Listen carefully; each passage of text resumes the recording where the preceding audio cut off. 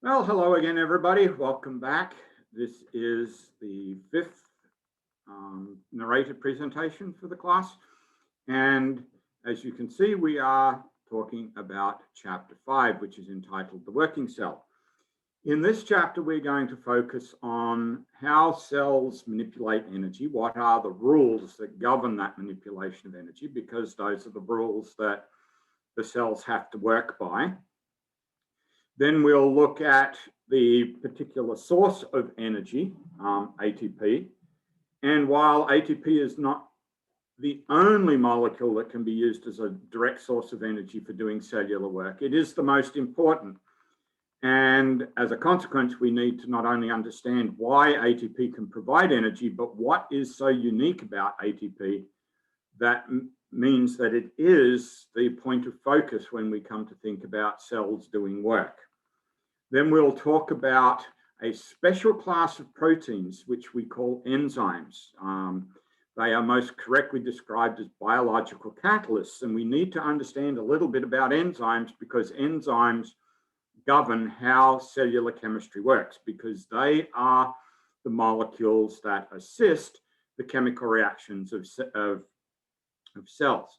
And it's in understanding how enzymes do their job and why they're needed in the first place, and how cells go about regulating the enzymes themselves, that gives us an understanding of how cellular chemistry is regulated. So there's a lot wrapped up in that topic as well. And then finally, we're going to focus on the cell membrane and look at its composition in a little bit more detail. We've already started talking about that when we talked about phospholipids a couple of presentations back. But now we want to focus very specifically on the phospholipid bilayer and what might be associated with that to give rise to a cell membrane, and what the properties of the bilayer and any molecules that are associated with it determine and therefore lead to the various behaviors that we see associated with cell membranes.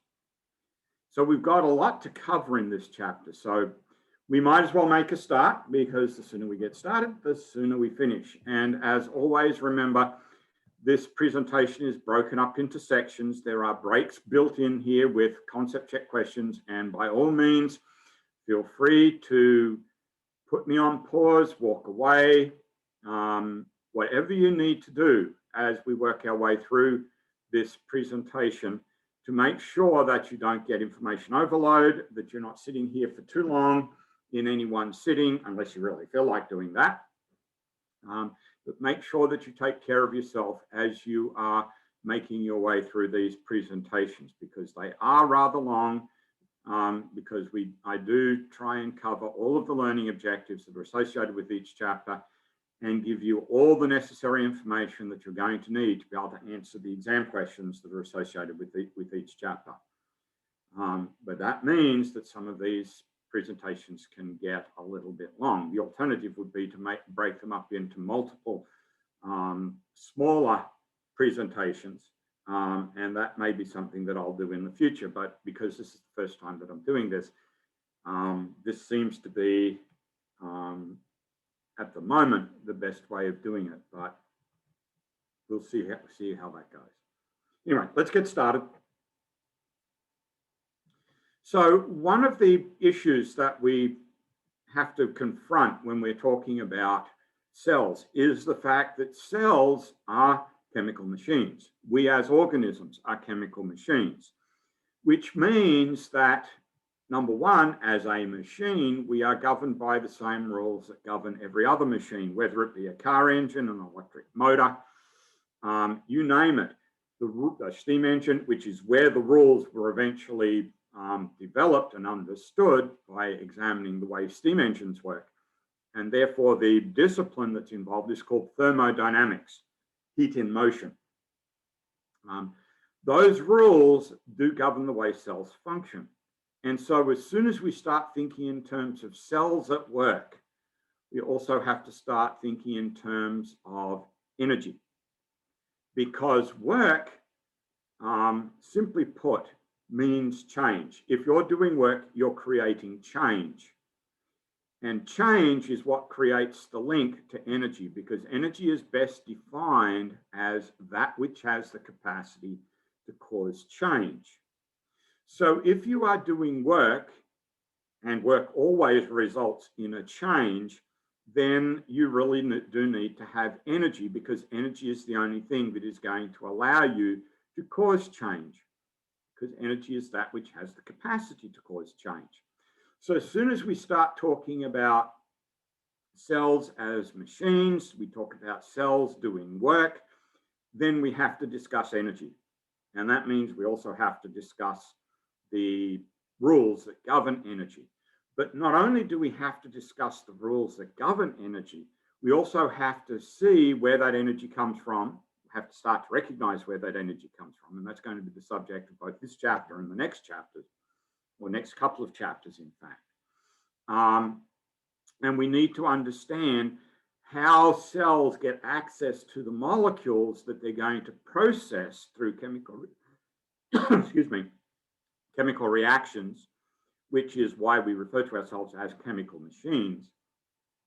We need to understand how cells process the molecules to access the energy, which is what we're going to talk about in the next couple of chapters. But we first need to understand how cells are even able to get access to those molecules in the first place, because that's going to be a function of the membrane. And then because we're talking about chemical reactions, and we're talking about processing molecules in chemical reactions to make energy available for doing work, we also need to talk about the molecules that govern those chemical reactions, the enzymes. This special class of proteins that regulate cellular chemistry. It's pretty much that simple, but it's also that complicated too. So that's why all of these topics are clustered together in this chapter. So let's take a look at energy processing. So when we start thinking about energy processing, the universal energy process is called glycolysis. And you'll learn a lot more about glycolysis in the next chapter when we do cellular respiration. And you hopefully will learn a lot about it as you prepare your infographic to present to your classmates. During this week, you ought to be preparing it, because you're going to have to present it to your classmates in the discussion board next week. And they're going to make comments about it, just as you're going to make comments about yours. And so you'll be learning about glycolysis as you assemble that infographic. And you'll be learning about the larger process that glycolysis is associated with, cellular respiration. But glycolysis is considered to be the universal energy processing pathway for accessing energy in molecules to be able to produce ATP, which then provides the energy for cellular activities. If cells then carry out what is referred to as aerobic cell respiration, that is utilizing oxygen in the mitochondria, then we carry on with that and cells are able to make even more ATP. And as I said, we're going to talk in great detail about that in the next chapter, and hopefully you'll talk about that a lot in your infographic. But it's the ATP that we've considered to be the direct source of energy for cellular work. But we're constantly using that up. So it means that we have to constantly regenerate it, which is the point of cell respiration. And so we're going to talk a little bit about the role of the ATP molecule as a source of energy.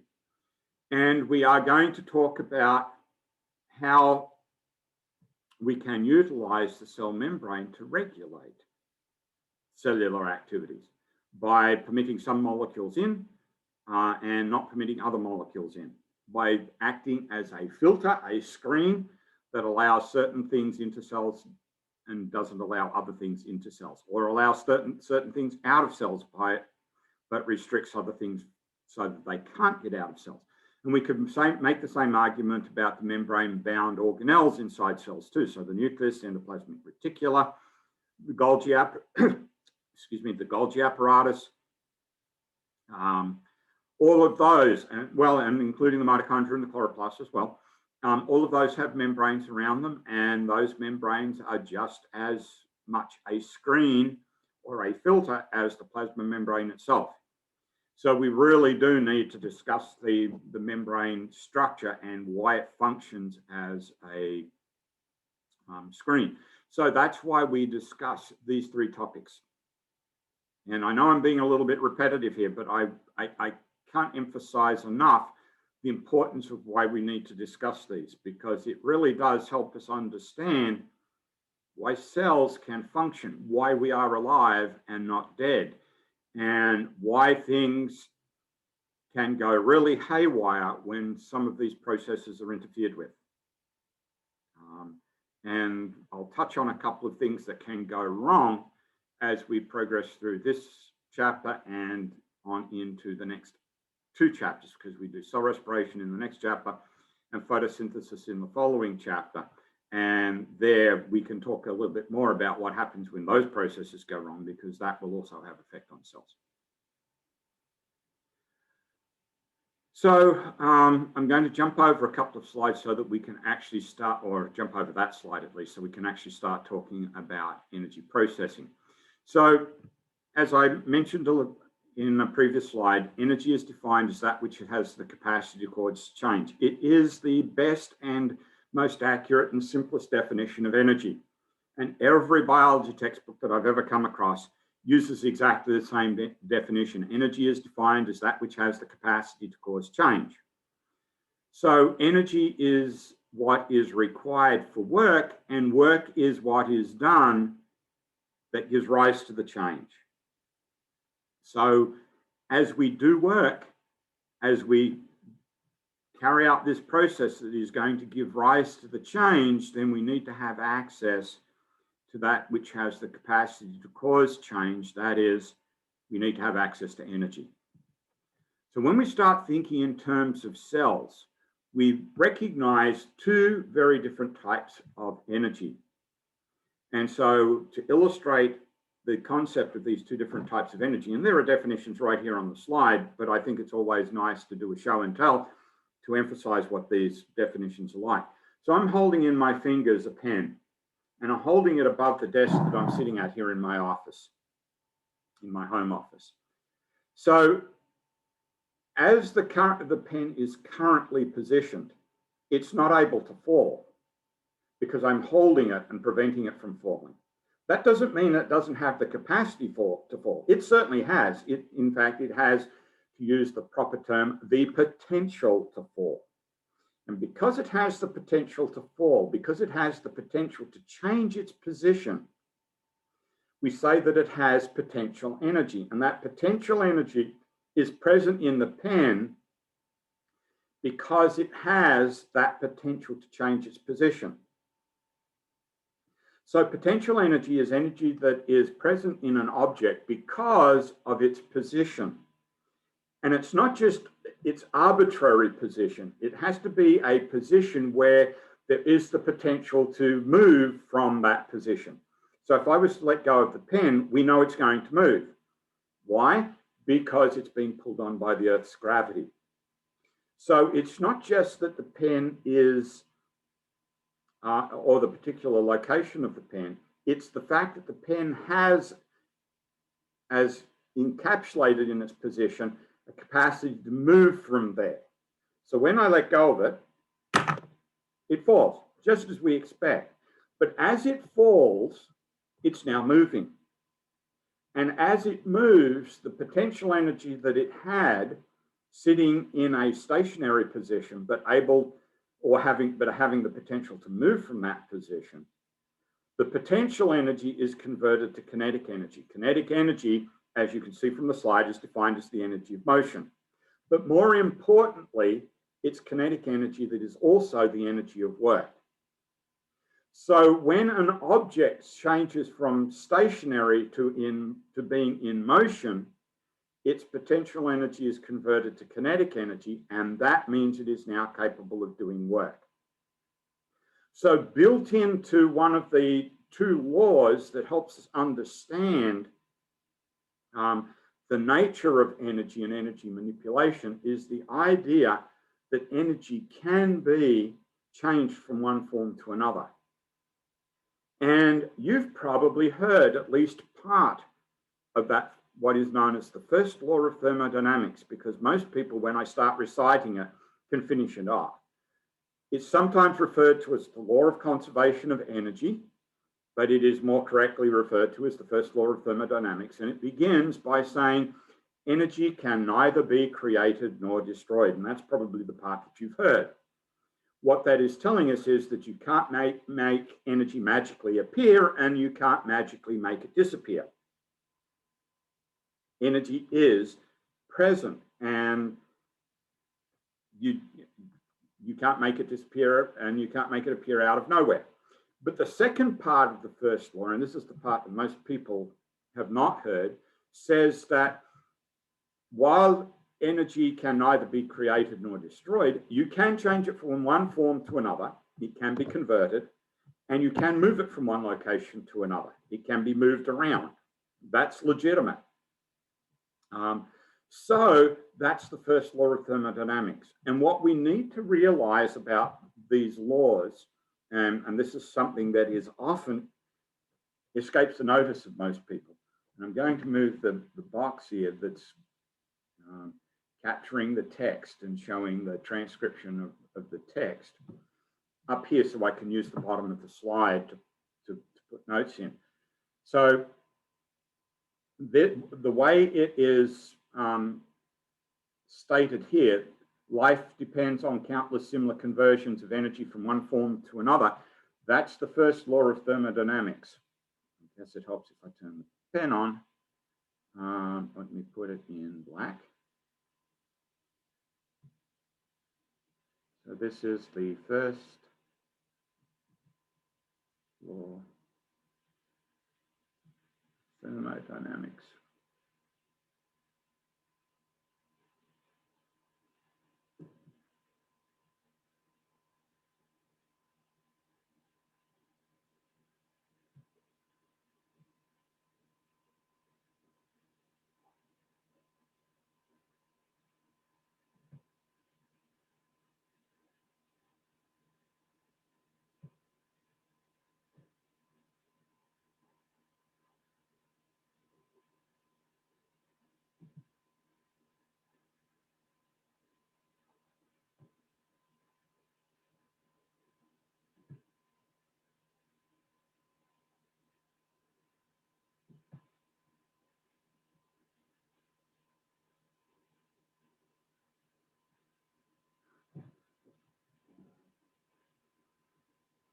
So I'm going to add an extra statement here. And I'm going to put it in red because it's not a definition of the law, but it actually states the condition under which the laws were originally constructed or originally stated. And it basically, the laws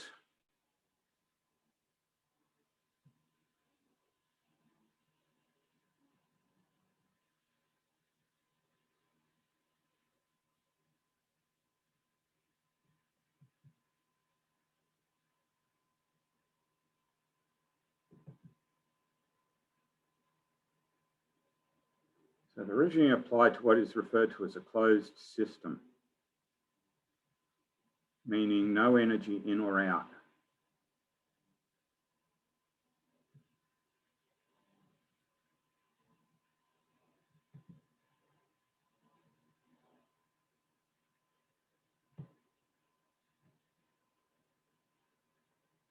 And that's basically what the first law is really saying.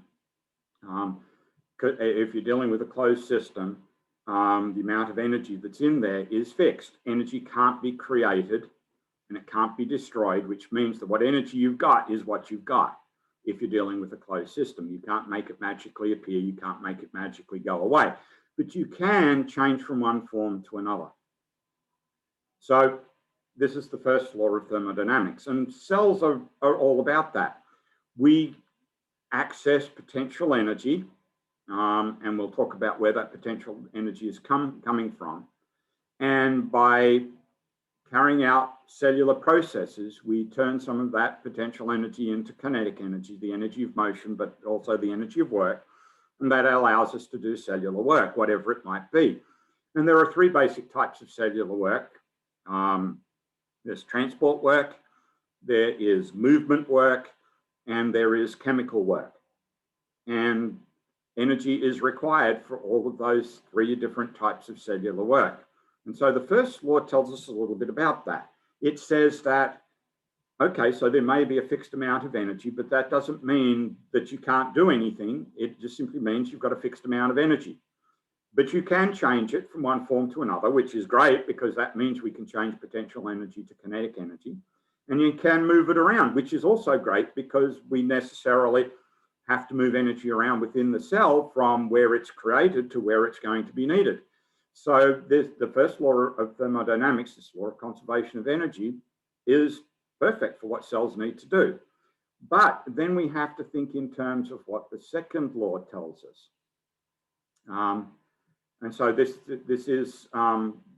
just simply restates the first law for you, what we've been talking about, that energy can neither be created nor destroyed, but it can be converted from one form to another. But we need to also remember that there is a second law. And before we get into the second law, we have an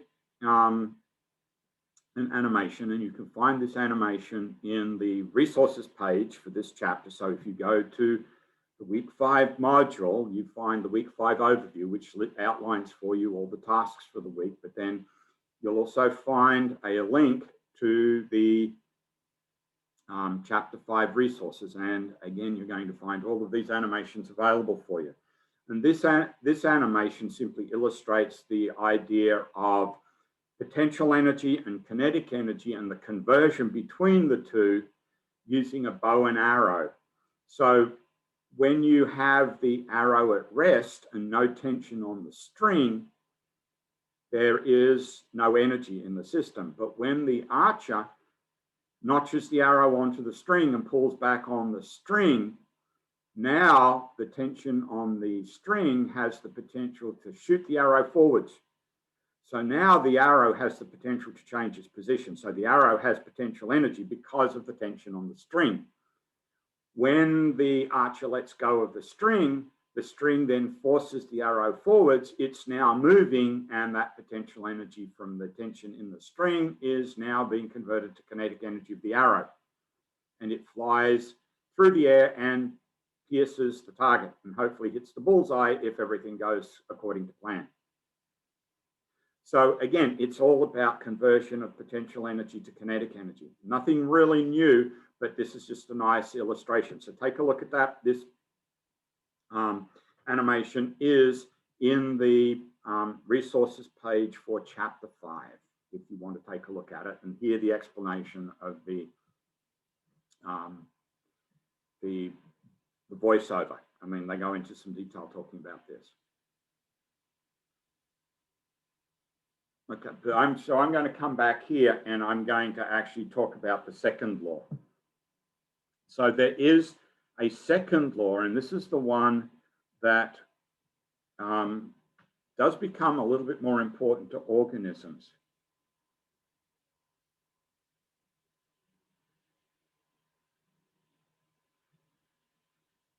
So the second law says that during conversions,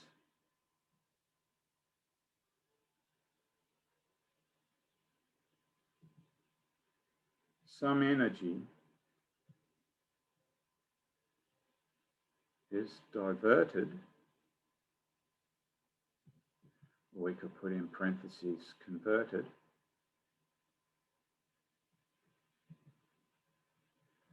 to something other than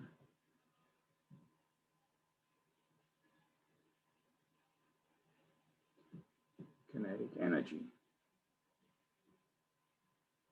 And that is, oops. And it's typically heat. Also leads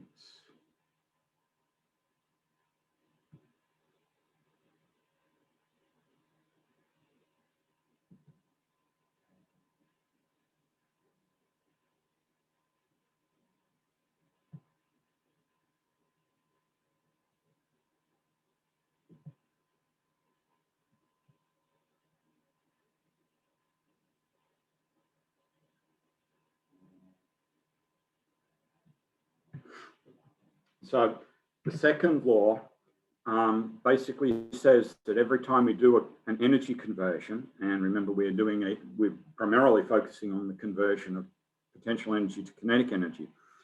Every time we do one of these conversions, some of the energy that we could convert to kinetic energy is actually converted to something other than kinetic energy. And typically that other energy is heat energy.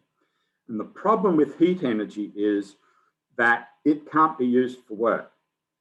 And typically what it does is lead to an increase in disorder, which in the world of thermodynamics is referred to as entropy. That's the fancy name for it. So let's take a look at what is the issue with heat. So when we start thinking about heat, the one thing that we have to remember is that heat can actually be used as a source of kinetic energy.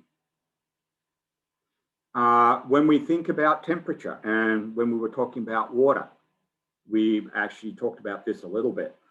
When we're thinking about heat as a source of energy, if you heat water, for instance, you know, or hopefully you remember, that all that does is increase the rate at which the water molecules are moving.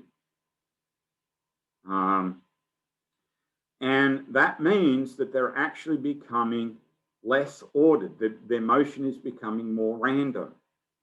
So if we go back and we think about the three states of water, solid, liquid, gas, obviously, ice is the solid, liquid water, and then gaseous water or steam. If you recall, the most ordered form of water is the solid form, because there the hydrogen bonds lock the water molecules into the ice crystal structure, and they're very, very highly ordered. But of course, that's taking place at a very low temperature. If you then raise the temperature, the ice melts and the water turns into liquid, and now the water molecules are free to move around. They're much less ordered. They're becoming more disordered. But that's happening as the temperature increases, as heat energy is added to the water. When the water becomes ultimately disordered is when the hydrogen bonds are not even affecting the water molecules and they behave independently of each other. And that's when the water turns into steam and the water molecules go off independently on their own path.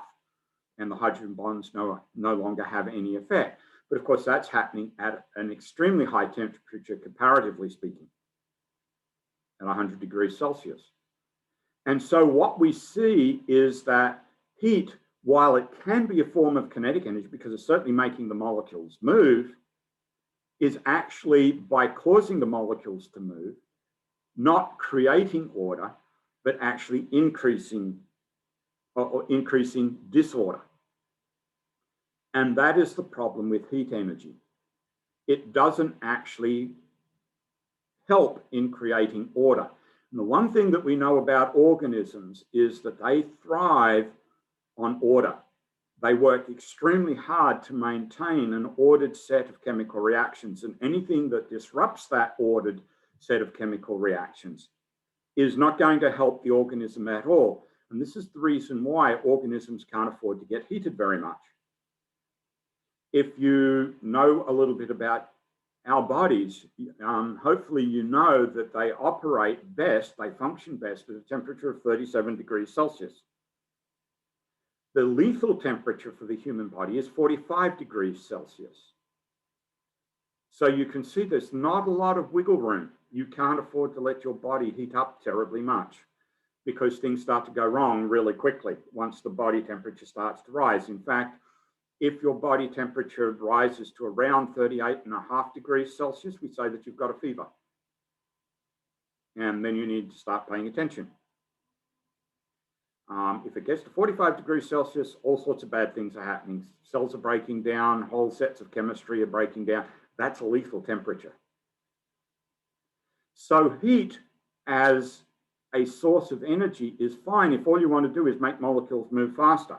But as a source of energy for organisms, not so much. And so every time we carry out one of these conversions of potential energy to kinetic energy, the second law tells us that we're not going to get access to all of that potential energy as useful kinetic energy for doing cellular work, because some of it's going to be siphoned off, diverted away into this energy of disorder, the entropy, and it's primarily going to be in the form of heat energy. And that, by the way, is the reason why you radiate heat energy all the time. If you've ever noticed that when you walk into a room, it might be quite cool, but if you stay there for a while, and certainly if other people join you in that room, before long, that room starts to become quite warm compared to what it was when you were first in there. And the reason why is because you're there, you're radiating heat energy. That is the energy that's being released as a consequence of the potential energy to kinetic energy conversions that your body is constantly taking out or taking on, and the energy of disorder, the heat energy that it needs to be radiated out to keep your body cool. There is a connection here. So every time we do these conversions, every time we carry out a potential energy to a kinetic energy conversion, which is allowed under the first law, the second law says, fine, go ahead and do the conversions, but just bear in mind that those conversions are not going to be perfect. You're going to get some of the energy siphoned away as this disorder energy, which for organisms is primarily heat. And as far as we are concerned as organisms, the vast majority of the energy that we get from our food is actually radiated out as heat energy. Somewhere around 60% of the energy that you consume as food is going to be radiated off as heat energy. We're not particularly efficient in terms of processing heat energy, although we are significantly more efficient by and large than most of the other machines that we could talk about that process energy.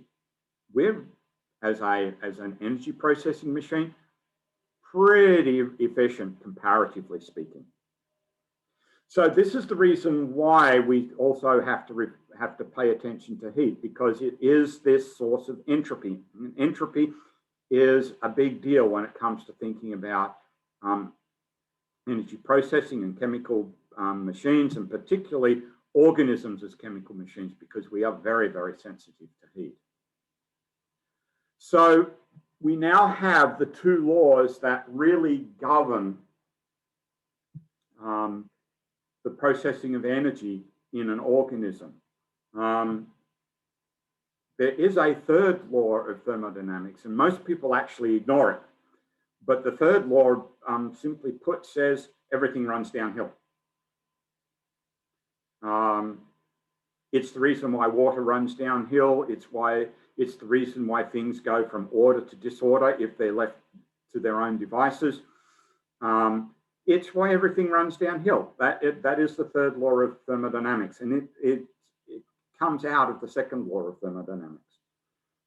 So now we have the three laws. Let's start to think in terms of what the effect of these laws are going to have on organisms as chemical machines.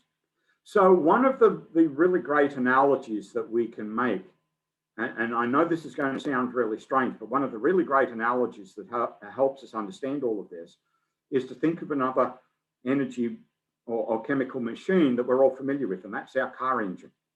That is a chemical machine. You take the gasoline, which is chemicals, primarily a hydrocarbon called octane, and you combine it with oxygen in the engine. You apply a spark from the spark plug, and what you get is a small chemical explosion inside the cylinder. Now, an explosion simply creates an expanding body of gas. That's what happens. So as that gas expands inside the cylinder, it pushes on the piston and pushes the piston down the cylinder. But the cylinder is connected to a crankshaft by the what's called a connecting rod, and it causes the crankshaft to turn. The crankshaft is then connected to the gearbox, and that causes the gears in the gearbox to turn. But the gearbox is then connected to the axles, which causes the axles to turn, and the axles are connected to the wheels. And the wheels on the bus go round and round, and the people on the bus go up and down. I mean, you've heard the song, you know what the story is. So the burning of gasoline in the engine is converted into rotation of the wheels that makes the car go down the road. And as the car goes down the road, obviously that's kinetic energy, that's the energy of motion. So somewhere in all of this burning of gasoline, making the pistons go up and down, making the transmission turn round and round, making the wheels go round and round, the car moving down the road, we've got to have access to some potential energy that provides the potential energy that can be converted to the kinetic energy of the car moving down the road. And the answer to that question, where is the potential energy, is something that we talked about right at the beginning. The gasoline, the octane and other chemicals that constitute the gasoline. That's where the potential energy is located, because chemicals, molecules, contain potential energy. And we actually refer to that potential energy as chemical potential energy. So let's put in a note here, and I'm going to put this in red so it stands out.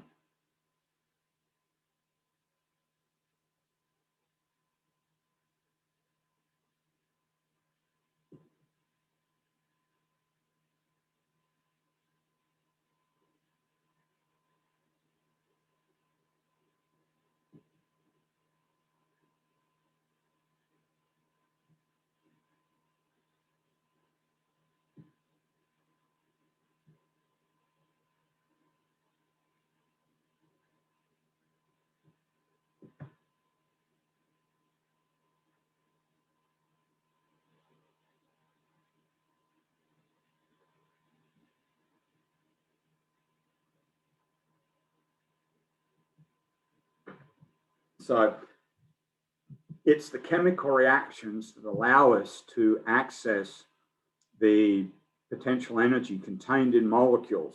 And it's by processing the chemicals through chemical reactions that we can actually access the potential energy. Now, obviously, we are thinking in terms of converting the potential energy to kinetic energy, but we're also having to think in terms of, so what happens when we do that? Where are we going to see the release of the entropy energy? Because we know that that's going to happen. The second law tells us that that is going to happen. And we've been talking about the fact that heat is released by organisms, and there's no guess about heat being released by automobile engines, by car engines, because you have a radiator up the front to deal with all of that heat energy. And when you think in terms of what cells do through cellular respiration and what cars do in terms of burning gasoline, the processes are not that dissimilar. I've talked about burning gasoline in the car engine and causing a small chemical explosion that drives the piston. You combine the gasoline with oxygen. In cellular respiration, as you will discover, we combine glucose, which is what we consider to be our primary fuel, with oxygen. And the byproducts of the burning of gasoline in a car engine is primarily carbon dioxide and water. Guess what the byproducts of cellular respiration are? We've actually talked about this briefly in a previous presentation, but the byproducts are carbon dioxide and water. The chemical reactions sound very much the same. The big difference, of course, is in an automobile engine, in a car engine, we've got an explosion in cells. That's the last thing we want. So obviously, while we can draw some parallels between what cells do and what car engines do, and in terms of the basic idea of the processes, they're pretty much the same. The execution of the processes and the chemical reactions that are involved obviously are going to be different, but the basic principles still apply. So that's why a car makes a pretty good analogy to what cells do in terms of understanding the basic process. It's all about accessing this chemical potential energy in a way that makes some of that energy available as kinetic energy that can be used for cellular work in some fashion. So here is the diagram that ties all the pieces together, and you can see as I was saying, the basic idea, the basic principles, not that different. You take an organic molecule, the octane in the gasoline, you combine it with oxygen, you get an energy conversion of potential energy to kinetic energy by burning the fuel. Most of the energy is released as heat energy, but some of it eventually winds up making the wheels turn and pushing the car down the road. There's your kinetic energy, there's the motion. In cells, glucose is combined with oxygen. That's the primary fuel used in cellular respiration. Most of the energy is again released as heat energy, but some of that energy is stored temporarily in the ATP molecule, which makes that then available for cellular work, which is the reason why we have to talk about ATP. And then the byproduct, carbon dioxide and water in both processes. They're not that different. They're really not that different. It's more about the execution than it is the basic principles. So if you can kind of make that connection, then you are going to be in pretty good shape for understanding the principles of energy conversion. Now, there's one more thing that we do need to get out of thinking about cars and thinking about ourselves. Remember I said that the laws of thermodynamics were first applied to a closed system where energy doesn't go in and energy doesn't come out.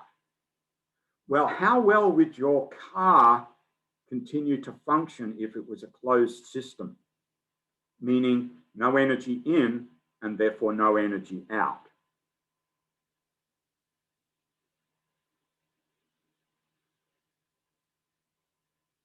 I can probably guess that you're going, yeah, the things are not really going to work all that well. And that would be true. If you don't let the heat energy out, you know that your engine is going to seize. If you have a problem with the cooling system of your car, the engine gets too hot, it seizes and it stops functioning. So you really do need to let the heat energy out. But by the same token, you can't be closed to getting energy in. And remember, the energy is coming from the gasoline.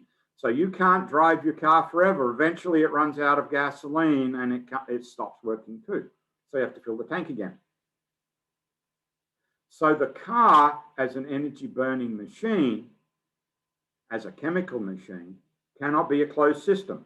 If you want to keep it functioning, if you want to make, and I'll use the proper terminology here, if you want to maintain the order of the car, in other words, keep the engine in good condition so that it can move the car down the road when you want it to, you have to be able to add energy in periodically, in other words, fill the gas tank, and you have to be able to allow the heat energy out. Otherwise, you are going to reach a level of disorder. Either the engine seizes up, which is disorder, or you run out of gasoline, which is disorder. So to maintain the ordered function of your car, you can't be a closed system. You have to keep the system open. You have to allow energy in and you have to allow energy out. And the same is true with an organism. The energy out is, again, heat energy out, because if you keep the heat energy in, and we've talked about this already, you're going to overheat. And if your body temperature gets to 45 degrees Celsius, that's lethal. So you have to let the heat energy out. But also, you know that you have to eat periodically. Because if you don't eat, eventually you'll run out of energy and you'll die. In the health sciences, which some of you may be interested in pursuing a career in at some point, they talk about the triple threes, meaning you can live without oxygen for about 3 minutes. You can live without water for about 3 days. You can live without food for about 3 months, roughly 70 to 80 days. So if you go on a starvation diet for 70 to 80 days, don't be surprised if you die. Because your body will do everything it can to convert all the available energy that your body possesses, the muscles, that's protein, the fat, which most of us have too much of, and any carbohydrate in the form of glycogen. It will work really hard to conserve all of that, but eventually it's going to have to process it because you're not providing it with any external source of energy. So it's going to have to tap into whatever is available in the body, but eventually even that becomes finite.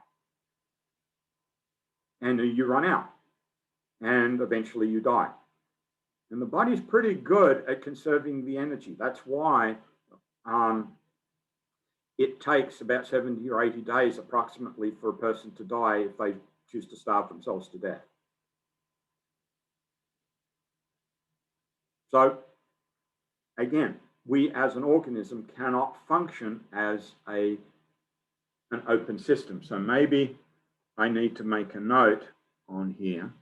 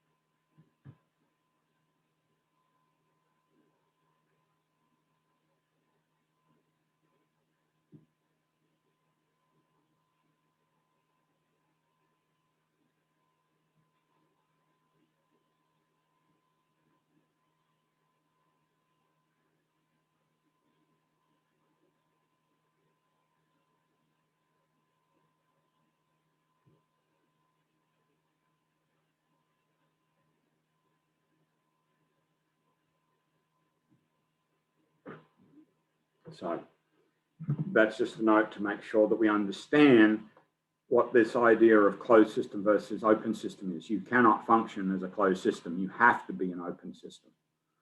Now, there's one more extension that comes out of the second law of thermodynamics, and it explains,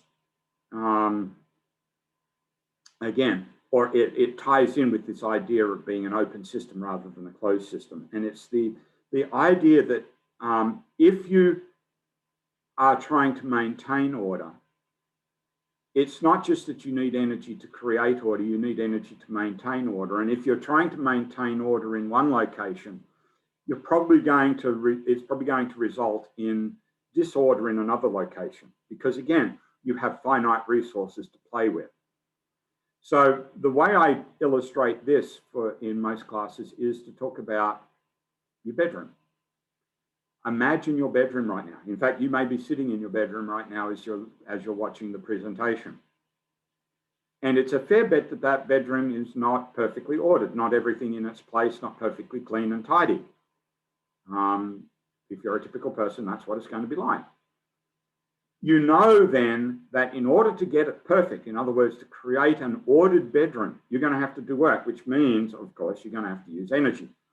So if you make the commitment to do that, you clean up your bedroom, you make your bed, you put everything away, you have everything perfectly ordered and organized, you clean up all the dirt and dust and everything so that your bedroom is perfect. And you think to yourself, I like this, so I think I'm just going to close the door on my bedroom and never go back in there again, and the bedroom will maintain its perfect order. But of course, it doesn't take much to realize that that's not true, because it doesn't matter that you're not going in there. If you do nothing inside there, the dust and dirt is eventually going to start accumulating again, and it's not going to be perfectly ordered. So the deal here is that not only do you have to do work to create order, you have to do work to maintain order. And we've already talked about that. So in terms of order, it takes work to create order, it takes work to maintain order, which means it takes energy. But here's where it becomes a little bit more technically complicated. Because if you make the commitment then to keep your bedroom clean, you're going to go in there and you're going to keep it clean and you're going to focus on making sure that your bedroom is clean. If that's what you do, it's a fair bet that the rest of your residence is going to suffer. It will become a little bit more dirty, a little bit less organized. In other words, entropy or disorder is going to increase in other parts of your residence because you're maintaining the order of your bedroom. This is what is meant by maintaining order in one place is going to lead to an increase in disorder or entropy in another location. And so when we start thinking in terms of taking in energy from food to maintain the order of our bodies, we have to create disorder elsewhere. And that disorder is in the form of killing or disordering the organisms that we eat. Because chemical disorder is a pretty good definition of what death is all about. So if you want to eat a plant, you have to kill it in order to eat it. You want to eat something from another animal, well, you have to kill it in order to eat it. And if you kill it, you're chemically disordering it. You're increasing its entropy, if you want to use the technical term. And so this is another part of the consequences of these laws of thermodynamics. You are going to create chemical disorder in the food sources that you're obtaining, because that's necessary in order to be able to maintain the order of your body. And there is no alternative. You need energy in order to maintain the order of your body. That's got to come from your food. But as a consequence of getting that energy from your food, you are chemically disordering, you're increasing the entropy of the organisms that you're eating. So there's a lot involved in understanding these laws of thermodynamics and the consequences for organisms. So the way that we access chemical energy then is through the process of cellular respiration. When we consume the food, the molecules that are in the food, the fats, the proteins, the carbohydrates, can be used as a source of raw material for building our own versions of those macromolecules. But also through cellular respiration, we can extract energy out of those molecules. Now, our body's preference is to use carbohydrates and to convert the carbohydrates in some fashion, preferentially to glucose or to a related sugar, the fruit sugar, fructose, because those are the primary sugars that are processed through cellular respiration and provide the vast majority of energy. Now, it is possible also to process amino acids from protein and to process fatty acids from fats to liberate molecules that can act as a source of energy and be processed through cellular respiration. But those processes are not particularly efficient. They're less efficient than processing carbohydrate itself. This is the reason why these diets that focus on reducing the level of carbohydrates and focus on increasing the level of either protein or fat or both of them are not as energy efficient as one that maintains a balance between all three types of food molecules. And to be quite honest, a diet that removes carbohydrate is probably not going to be one that you're going to stay on for an extended period of time, because your body knows what it wants and knows what it needs. And sooner or later, you're going to develop a carbohydrate craving that you're not going to be able to stop, and you're going to go and pig out on carbohydrates. That's what always happens when you deny your body the things that it needs. It will sooner or later rebel against you. So it's more about maintaining a balance and focusing on carbohydrates that require a certain amount of processing. So the more complex carbohydrates that you can include into your diet, the better.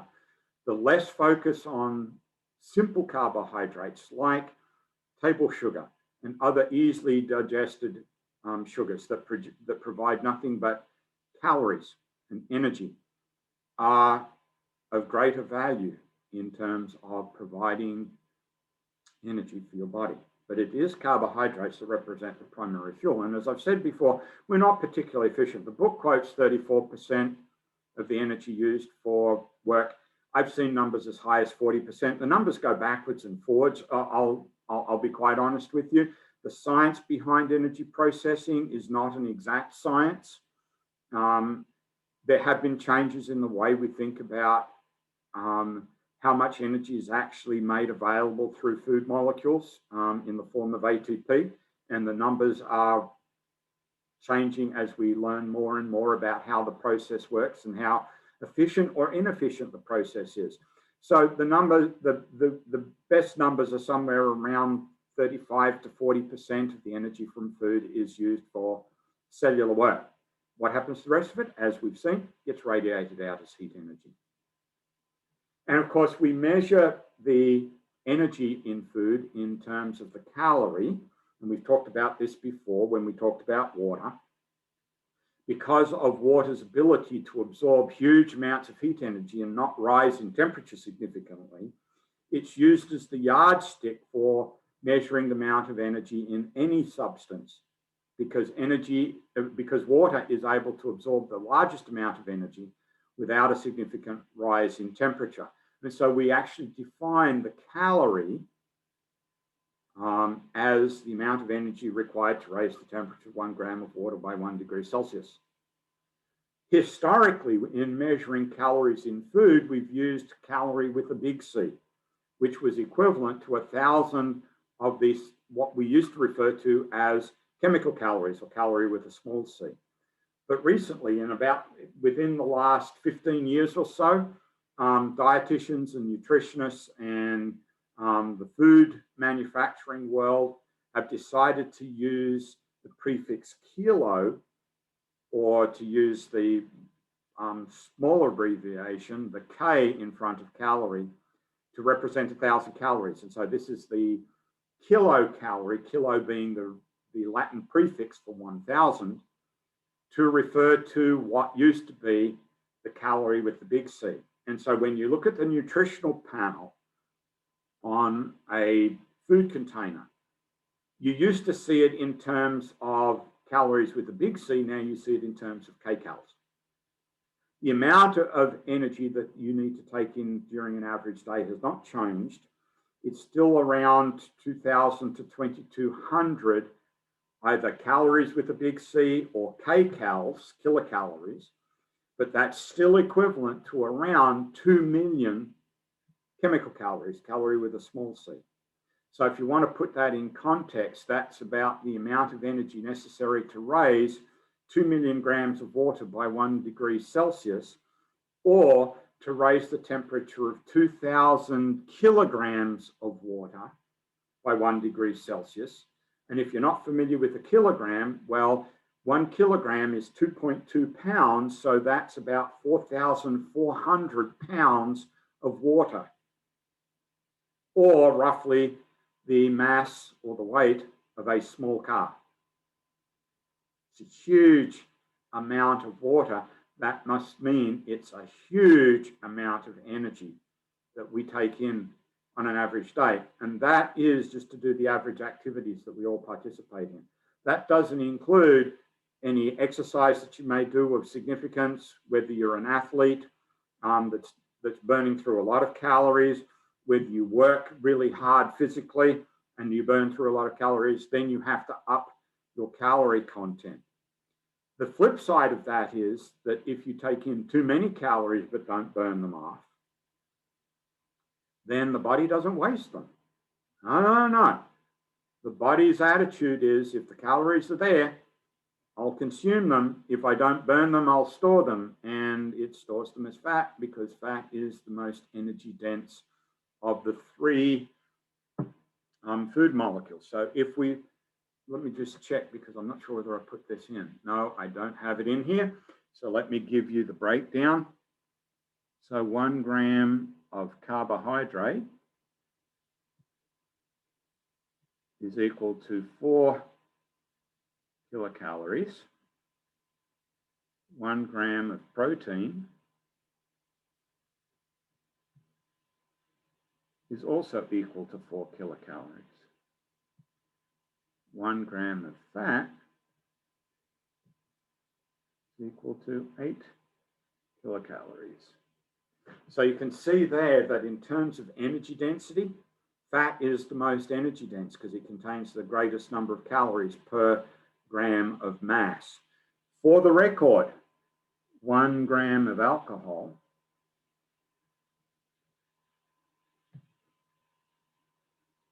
is 8 to 9 kilocalories.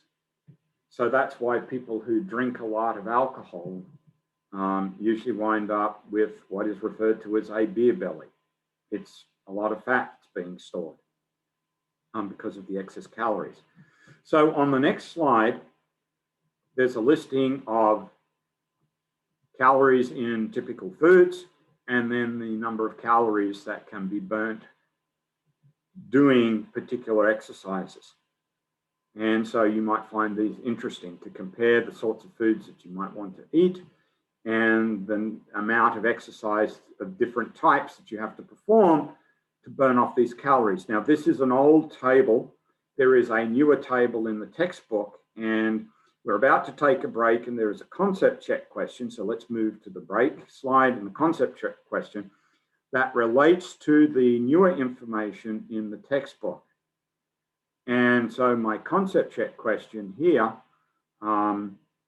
if you're sticking with me for the moment, we'll talk about the question. If you want to take a break, bathroom break, grab a drink, grab a snack, turn me off completely for a little while and come back again, by all means do so. I'll still be here when you start me back up again, and we'll deal with the question.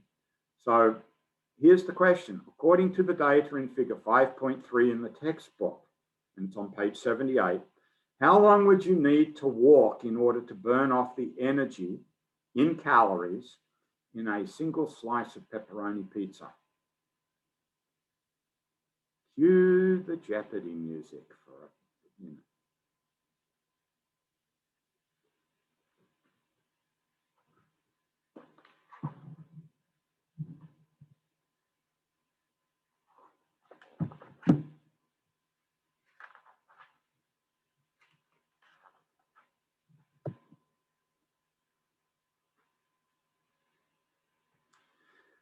Okay, so if you're sticking with me, or if you've started back up again, welcome back. Let's take a look at the diagram. I've got my copy of the textbook sitting over here, and I'm taking a look at this. And I see a shadow figure of a man walking a dog, and it says that that burns 100 calories in 30 minutes. Then if I look at the top row, it shows me that a slice of pepperoni pizza contains 300 calories. So that means I need to do 3 times 30 minutes of exercise of walking the dog to burn off the calories in a slice of pizza. In other words, I'd have to walk for an hour and a half to burn off the calories in a slice of pepperoni pizza. That's a lot of walking. I go for a walk every morning with my dog, and we go for about a 4 to 4.5 mile walk, and it takes us around an hour and 15 minutes. But we walk fairly briskly, apparently, compared to what they're saying here. But even so, I suspect that that hour or so of walking that I do with my dog is probably just enough to burn off a slice of pepperoni pizza that I might have eaten for supper the previous evening. Not that I eat a lot of pepperoni pizza. Yeah, we won't talk about that. That's probably somewhere that I don't want to go at this point. But you can see that the food that we take in can, depending on the sort of food that it is, contain a lot of calories, and we may have to pay a significant exercise price to burn off those calories. Of course, if we don't burn off those calories, the price that we pay is storing those calories, and we all know what that means. So onwards and upwards, let's continue on and see where we go next. So we are now going to talk a little bit more about energy, but we're going to focus primarily on ATP and why ATP represents a really good source of energy for cells. So the basic reason why we focus on ATP has to do with its connection to cellular respiration and the extraction of energy from food molecules. There are, as we'll discover throughout the semester, when we look at a couple of processes later in the semester, other molecules that are present in cells that can contribute energy to cellular processes. The problem with those molecules is that they cannot be regenerated using energy extracted from food. They can only be regenerated using energy derived from ATP molecules. It is, in fact, only ATP that can be regenerated as an energy molecule using energy extracted out of food. That's what makes ATP so unique amongst the energy molecules of cells. The fact that it is directly, or its regeneration is directly tied to energy extracted from food via cell respiration. So, given that that is the case, what is it about the structure of the ATP molecule that allows it to function as an energy molecule? And as I always like to do, let's focus on the diagram, because I think a picture tells us a better story than just in text. So here is a simple diagram of the ATP molecule. And the key to understanding the significance of the ATP molecule, it would help if I turned on the pen, I guess. Let me get the pen back on. Of these three phosphate groups. You may not recall what a phosphate group looks like, so let me just quickly diagram a phosphate group for you. So this would be a phosphate group having been dissolved in water. There were hydrogen on here. When you dissolve them in water, they came off. So this is why the phosphate group is referred to as an acid. But what you can see is that it's a phosphorus atom with a whole bunch of oxygens on it. And oxygens, you may recall, have a property called electronegativity. They like to attract electrons, and three phosphate groups next to each other, they don't play nice with each other. They really don't want to be next to each other. They would rather be at a significant different distance from each other because of all of those oxygens. And the result of that is to put a strain on the covalent bond that holds the second and third phosphate groups together.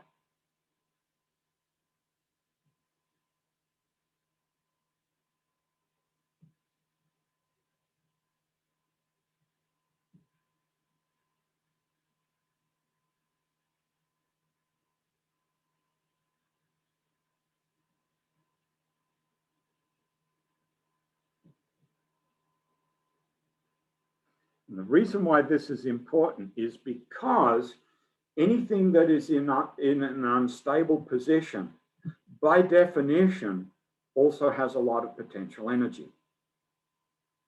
So the best illustration that I have of this is a playground slide. So I'll draw a primitive diagram of a playground slide. Let me tidy this up a little bit. It doesn't have to be quite so primitive. So here's the top of the playground slide, and then the slide going down to the bottom. If you're sitting up here on top of the playground slide, we know because you're above the ground that you have potential energy, the same as my pen being held above the desk. It has potential energy because it can fall. You can fall from here. You could fall backwards. You could fall over the side, but ideally you want to slide down the slide. But it's the fact that you can change your position sitting at the top of the playground slide that means you have potential energy. You're unstable sitting there. So if you're unstable, you have a high potential energy. And because this bond, this covalent bond that links the second and third phosphate group together is stressed, it's under a lot of strain, because these three phosphate groups don't like to be next to each other. They don't play nice. That covalent bond is stressed, it's unstable. It has high potential energy.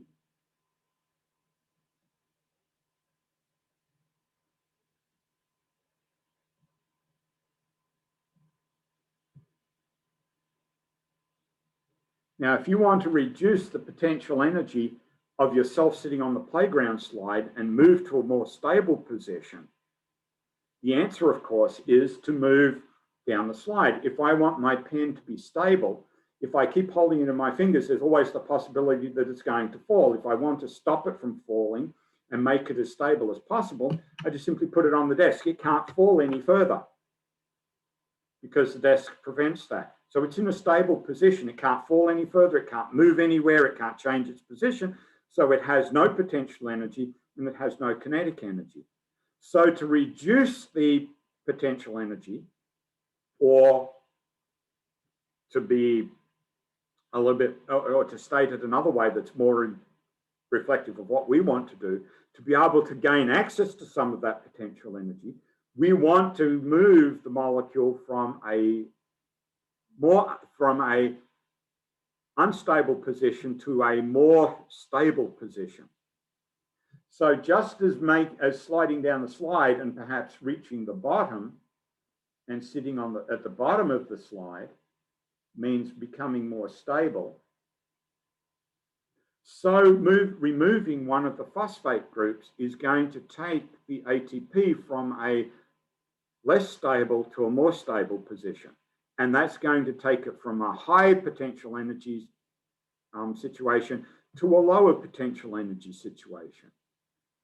And so the way in which we extract energy out of the ATP is to remove the third phosphate group, the terminal phosphate group. It is a hydrolysis reaction. And you may recall that hydrolysis is the sort of reactions that are involved in digestion, the breakdown of fats and proteins and carbohydrates. They're all hydrolysis reactions, breakdown of polymers. So this is just another example of a hydrolysis reaction. And what you get by hydrolyzing the ATP is not only a release of energy, but you get an ADP molecule, which is lower in potential energy, a more stable molecule, and you get this phosphate group. And it's the addition of the phosphate group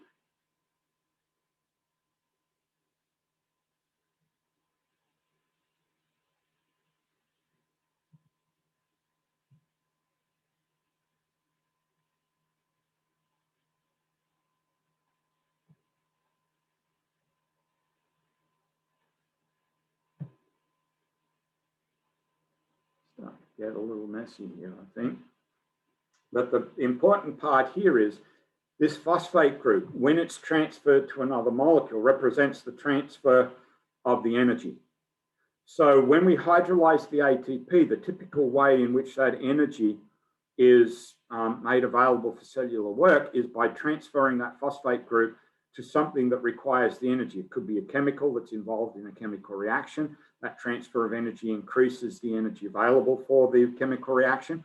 It could be transfer of the energy to a protein, which allows it to change shape so that work can be done. And that changing shape is the work. There are all sorts of ways, but basically it is this transfer of the phosphate group that represents the transfer of the energy when we hydrolyze the ATP. And that's how ATP can provide energy for cellular work. So it's just all the three ways that is just documented on this slide. But here are the diagrams that illustrate the nature of the transfer of the phosphate group. So here is the transfer of a phosphate group to a protein in the muscle. This is how your muscles contract. The transfer of the phosphate group is the transfer of energy that allows the protein molecules to work against each other to contract the muscle. As we'll see, there is a type of transport that involves the requirement of energy. And so transferring a phosphate group to the protein that's involved in the transport process allows the protein to do the work of transporting things. And then if we want to carry out a chemical reaction, adding the phosphate group to one of the two reactant molecules increases the amount of energy available for carrying out the chemical reaction. And again, we'll talk a little bit more about this as part of this presentation when we discuss enzymes. So we will actually look more at this. This is active transport, and we're going to look at that. And I'll just put here associated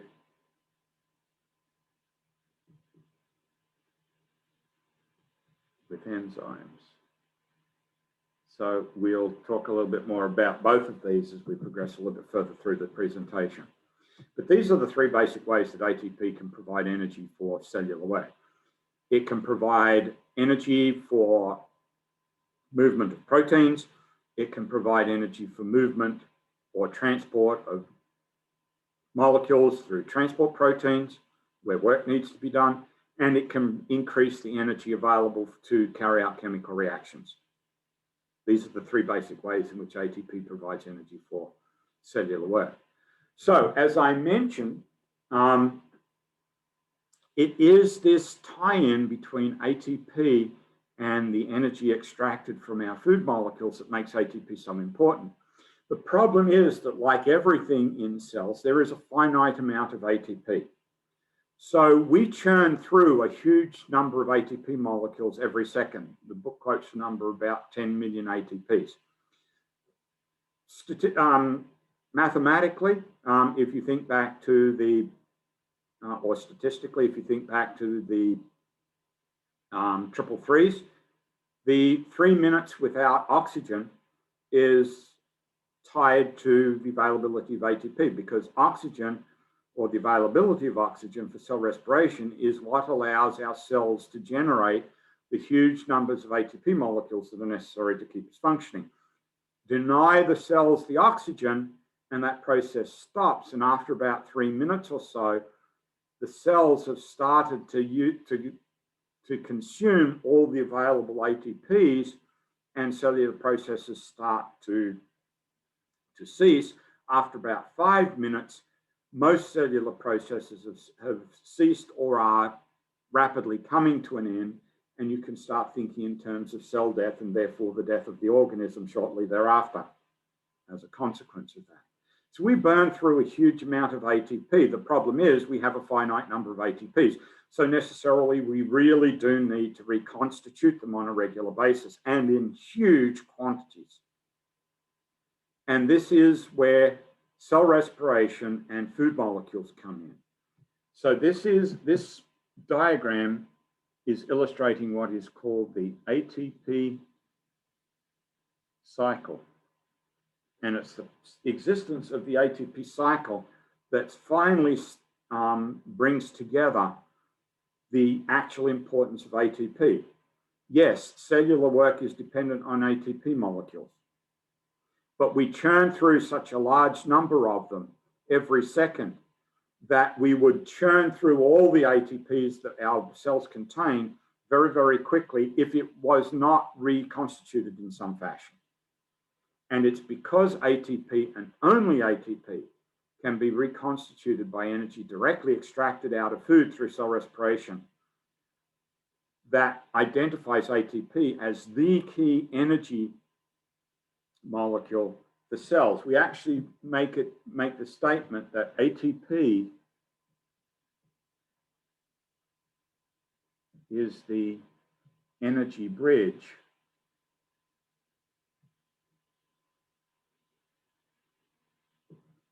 between the energy in food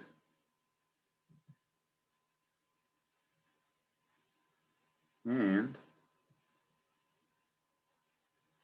cellular work.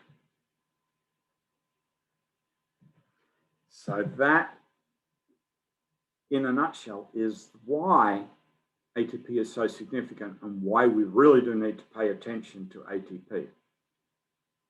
Because it really is the energy bridge between the energy in the food we take in and the energy that we utilize for cellular work. It's ATP and only ATP that can bridge that gap. Hence, it's important. So, time for another quick break. If you didn't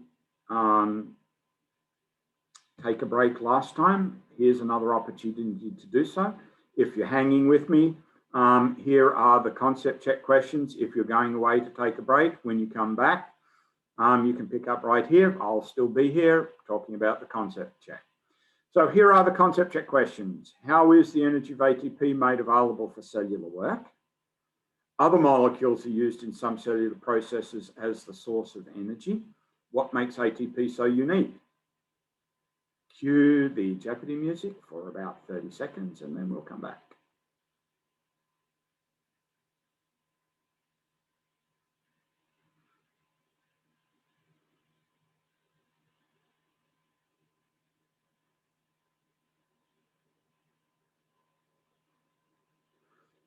Okay, if you've been hanging in with me or if you've just come back, welcome back again. So how is the energy of ATP made available for cellular work? By transferring that third phosphate or the terminal phosphate from ATP to whatever it is that you want to add the energy to. So that's how the energy is made available, by hydrolyzing the ATP and transferring the released phosphate group, the terminal phosphate group, and adding it to whatever it is that you want to add the energy to. What makes ATP so unique? The fact that it is ATP and only ATP that can be reconstituted using energy directly extracted out of food molecules through cell respiration.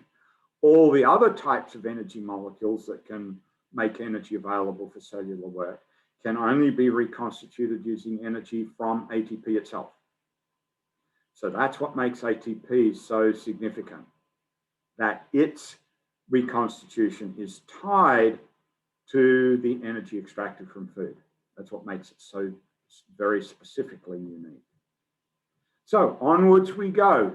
Let's talk now about enzymes. Because if we are going to continue to talk about cells as chemical machines utilizing chemical reactions for processing the energy in molecules, then we really also do need to talk about enzymes, because enzymes are proteins that function as biological catalysts. So let me move this transcript box a little bit so I can use the full space down here and add in a note here. Go back, this is where we want it.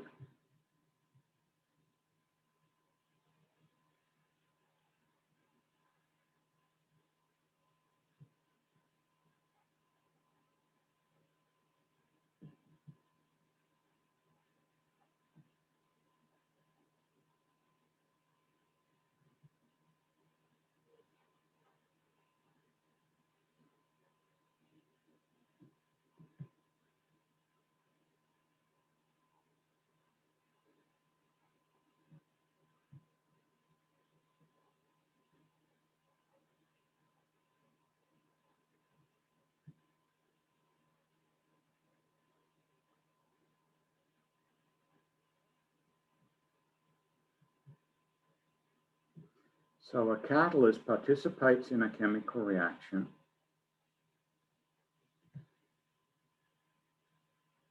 but is not consumed. So it's not really a reactant in the strict sense of the term, because a reactant would be converted in the chemical reaction and used up. A catalyst is not, and alters the chemical conditions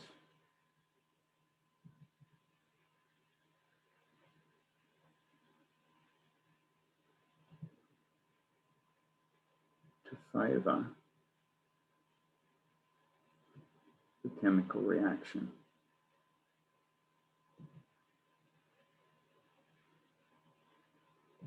So this is the big deal about catalysts, and specifically about enzymes as biological catalysts in cells. It's all about making sure that the chemical conditions under which the reactions are occurring are the most appropriate for those chemical reactions. Now, if we have a chemical reaction that is described as spontaneous, it simply means that the chemical conditions are appropriate, and as soon as you mix the chemicals together, those conditions for the reaction are met and the reaction happens. That's what we mean by a spontaneous reaction. That may or may not be true in the case of the chemical conditions in cells. So these conditions may favor some chemical reactions, but they may not be favorable to others. Part of the advantage of a eukaryotic cell is that it has specialized compartments that are designated for particular chemical reactions. So you have the mitochondria for the aerobic part of cell respiration. You have the chloroplast for the chemical reactions of photosynthesis. You have other compartments, the Golgi apparatus, the endoplasmic reticulum, the nucleus itself, where chemical reactions are occurring. But sometimes the chemical reactions have to occur in locations where the conditions are not necessarily favorable for the reaction. Enzymes fix that because enzymes change the chemical conditions to favor the particular chemical reactions. So why do the chemical conditions not necessarily always favor the chemical reactions? We can illustrate that through this diagram, because it turns out that every chemical reaction has a barrier, an energy barrier called the energy of activation. In order for chemicals to participate in a chemical reaction, they have to reach a condition called transition state. Not important that you need to understand what transition state means, but simply put, it means that the molecules have to become unstable enough that they participate in the chemical reaction. Now, of course, unstable means they need enough energy to be unstable enough to enter the chemical reaction. Because remember, having high energy also means being unstable. So if a molecule is not unstable enough to participate in the chemical reaction, it simply means it doesn't have enough energy, there's not enough activation energy to make them unstable enough to enter a chemical reaction. Now, there are ways of increasing how unstable the molecules are, and one way in chemistry is to supply heat energy. So the molecules are moving faster. When they bang into each other, they bang into each other hard enough to become unstable and participate in a chemical reaction. But as we've seen previously, heat is not a good thing when it comes to organisms. So how can we change the energy required to activate a chemical reaction? Well, as you can see by the second picture, enzymes work by decreasing the amount of activation energy that's necessary. So you go from a condition that does not favor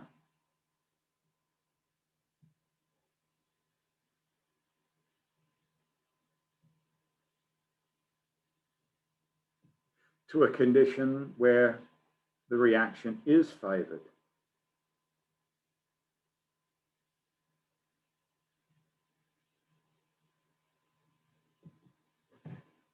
So the presence of the enzyme is what allows the chemical reaction to occur. It also allows the chemical reaction to occur more frequently because the cell has to invest a smaller amount of energy per chemical reaction in order to trigger the chemical reaction, which means you can now trigger more because you're using less per chemical reaction. And remember, everything is finite. So if you can only invest a finite amount of energy, if you can invest less per reaction, then you can drive more reactions, which is the reason why we also include in the definition of an enzyme the statement, or typically include the statement, that it speeds up a chemical reaction. Because if you reduce the amount of energy per reaction necessary to trigger it, that simply means you can trigger more of them with the amount of energy that you have available. So enzymes really do create favorable conditions for cellular chemistry. And there are a number of different ways they can do that. It's not really important that you understand how they go about doing it. Just bear in mind that this is what they're doing. Through a number of different mechanisms, they are reducing the amount of energy that a cell needs to invest to trigger a chemical reaction. Even a reaction which here we would logically think would happen spontaneously, because there is a trend from a high energy situation to a low energy situation. And remember, the rule is that everything runs downhill. So that should be favored, but it's not, because of the presence of the energy barrier that you need to jump over in order to be able to move downhill. Reduce the size of the barrier, it's easier then to move downhill. And that's why we go from this condition that doesn't favor the reaction to a condition that does favor the reaction, because we're simply changing the chemical conditions. So this animation walks you through that same idea and shows you in an animated presentation how an enzyme can decrease the energy of activation, or what is sometimes referred to as activation energy. Either are appropriate. What it also points out is that the effect of the enzyme in reducing the amount of energy required to trigger the chemical reaction has no effect on the amount of energy that may be made available by the reaction. So if we're dealing with an energy releasing reaction, a reaction that's making energy available to a cell, having an enzyme does not represent a energy deficit for the cell. The amount of energy that's going to be released by that reaction remains the same. All that's affected is the amount of energy that needs to be invested to trigger the chemical reaction. Everything else remains the same. The energy output of the chemical reaction, that remains exactly the same. So there really is a benefit for enzymes to be a significant part of cellular chemistry, because they allow chemical reactions to occur, but they don't affect anything else. All they're affecting is the amount of energy that the cells need to invest in a particular chemical reaction. It's one of the interesting things that is investigated in the book, as a side note in the book, is the idea of trying to artificially engineer an enzyme to work better. And there are a number of different enzymes that can be looked at. In the textbook, it looks at an enzyme that removes the sugar residues on the surface of red blood cells. And why that's important is because it's those sugars on the surface of red blood cells that trigger immune responses if you get the wrong blood during a transfusion. If you can enzymatically remove those sugars, cut them off before the blood is transfused, then there's no issue with a transfusion reaction, because the sugars are just not present. That's why type O blood is considered to be the universal donor, because it actually doesn't have the sugars in question on the surface of the red blood cells. That's why type O blood is so important, but all blood types are important. And so they've created an artificially engineered enzyme by artificially mutating the gene for an existing enzyme that does that, that's 170 times more efficient than the original enzyme. But there is another enzyme, and this has been previously talked about in the textbook. Why they changed to the different system, I don't know. But in a previous edition of the textbook, they also talked about changing the enzyme lactase, which is the one that processes the milk sugar, lactose, by artificially mutating that and trying to come up with an enzyme that was more efficient at processing lactose. And just as the artificial selection or mutation of the sugar removing enzyme created a more efficient enzyme, so did the mutation of the lactose enzyme. And in fact, the mutation of the lactase enzyme actually resulted in an enzyme that took on a new role. It actually took on a different activity altogether. And so, yes, it is possible to engineer an enzyme to either become more efficient or to take on a new role. All of that is possible in artificial systems. And we know from studying systems from an evolutionary perspective that some of the things that we see as features of organisms can be explained in the same way, where mutation of an existing gene gave rise to a new function. So a really good example, just as a little sidebar, is the fact that you and I can see in three colors, the red, blue, green color system, which is in fact at the functional level a red, yellow, and blue, sorry, a blue, yellow, and it's blue. Cyan is the red, and yeah, so it's red, yellow, and blue light detectors. We know that the red detector is something that our close living relatives amongst the primates don't actually possess. So monkeys can't see in the same color scheme that we can see in. But we can see the three color system because one of the two genes that our monkey ancestors possess, or one of our ancestors possessed, was copied, was duplicated. And the second copy became mutated and allowed us to develop a third colored light detector that gives us the three color system that allows us to see the broad range of colors that we can see.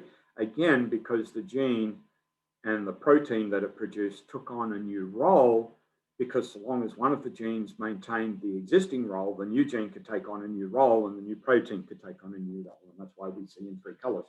And that's been demonstrated through some very clever research. We don't have time to talk about it, but yes, some very clever research has demonstrated that, in fact, if you give a monkey the third color receptor that we've got, it immediately sees in three colors, just as we can. And that's all it takes. So we know exactly where our three color system came from. So there is an evolutionary basis for this type of research as well. Not only can we artificially engineer proteins, but we know that natural selection has engineered proteins to take on new roles, so long as there is the existing role is covered. So what is it about an enzyme as a protein that allows it to function as a catalyst? Well, as you might recall from our discussion of proteins, proteins have very complicated three-dimensional shapes because of the folding of the polypeptide. And it's that folding of the protein that allows it to function as enzyme, because somewhere on the surface of the enzyme, there's going to be a pocket. And that pocket is called the active site. And the active site binds to the reactants that are involved in the chemical reaction. Now, we don't call the reactants associated with enzymes reactants. We refer to them as substrates. It's just a fancy name for reactant. But when we talk about reactants and enzymes, we talk about substrates rather than talking about reactants. So to illustrate how this works, okay, I thought I had a diagram. I must have taken it out. What happens is that the active site, because of its shape, will interact with the substrate. But when the substrate fits or slots into the active site, that triggers the enzyme to change shape so that it more closely matches the substrate molecule. It wraps itself around the substrate molecule because the substrate molecule is present in the active site. And it's this that makes the enzymes specific.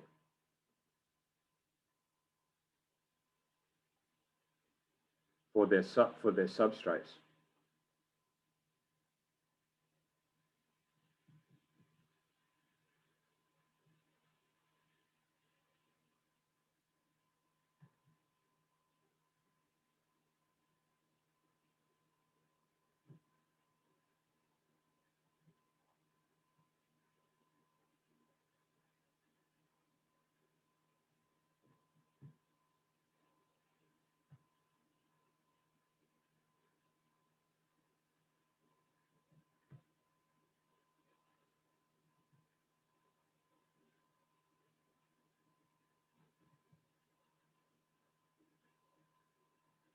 Now, why it's important to stress that it's only the substrate that can trigger this change in shape is because, as you'll see shortly, other molecules with an appropriate shape could also slot into the active site. And in fact, this is an important way of regulating the activity of enzymes.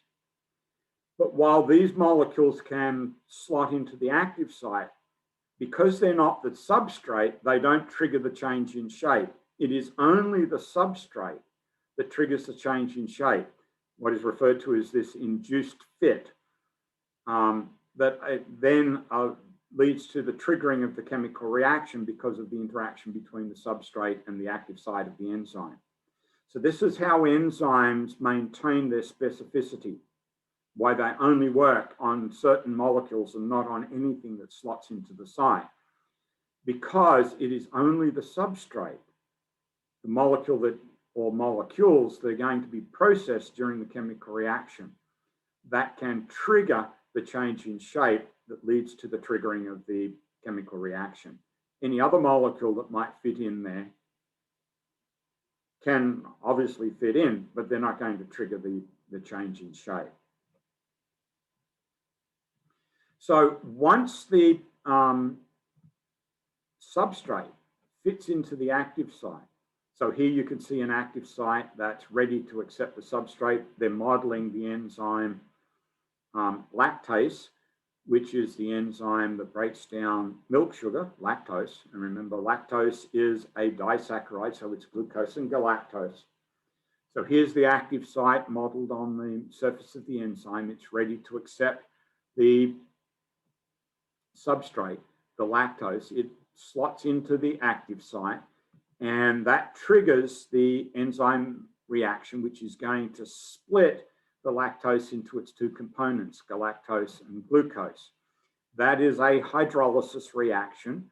The process is described as catalysis. That's the process by which an enzyme catalyzes a chemical reaction, or a catalyst catalyzes an enzyme, and a reaction is referred to as catalysis. So you can see the word there. And that splits the lactose into its two components, glucose and galactose, because these are the products, and products are no longer compatible with the active site. They're released, which opens up the active site to now bind another substrate molecule, the lactose. And the enzymes can process substrates pretty quickly.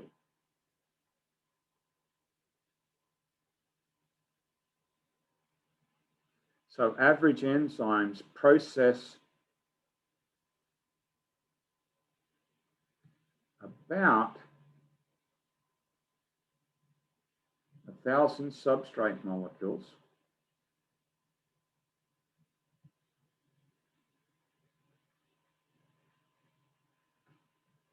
per second. They process a lot of substrate molecules very, very quickly as a consequence, obviously. And there's a whole branch of mathematics that actually is used to describe how all this happens. And that's something that pharmacists have to spend a lot of time paying attention to, because we know that enzymes in the liver break down drugs. And so pharmacists need to be able to figure out how quickly the enzymes of the liver are breaking down a particular drug, so they can inform you how frequently you need to take a pill to keep the level of the drug up in your body.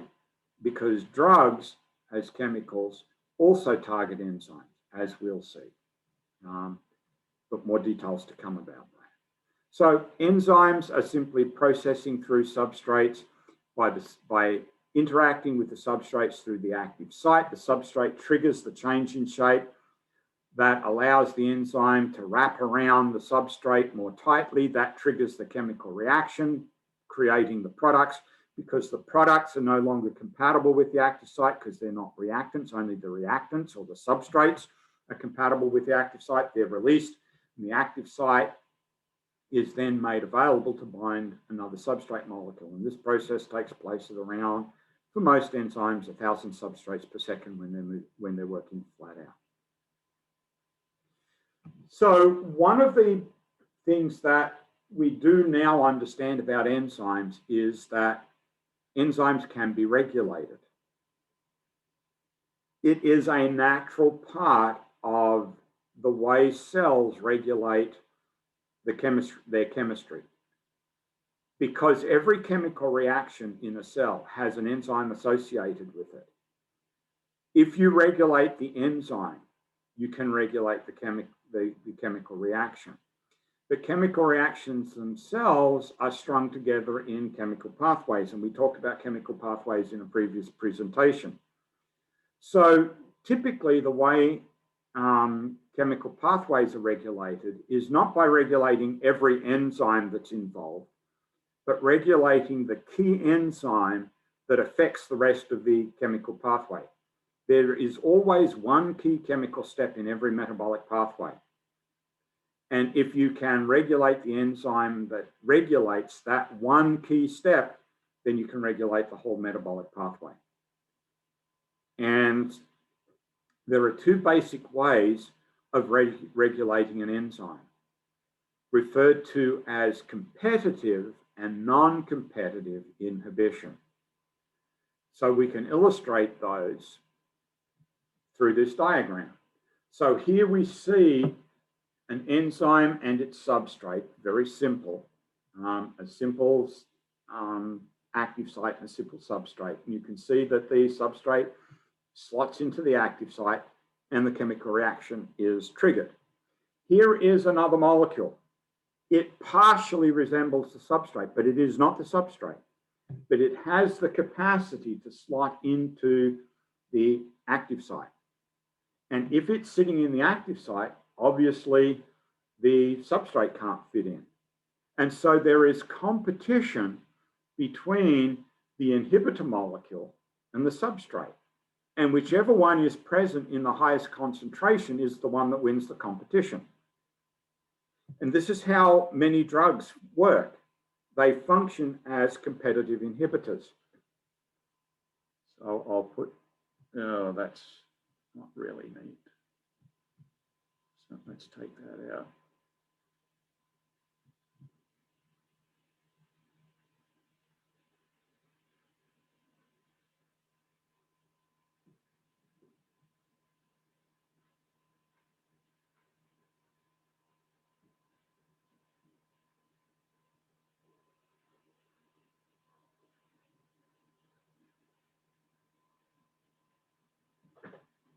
So there's going to be a competition between the inhibitor molecule, which could be a naturally existing molecule produced by a cell that's serving as a regulator of the enzyme, or in the case of what we do with our drugs, which remember are just chemicals, molecules, we can either use naturally existing molecules that can serve as competitors.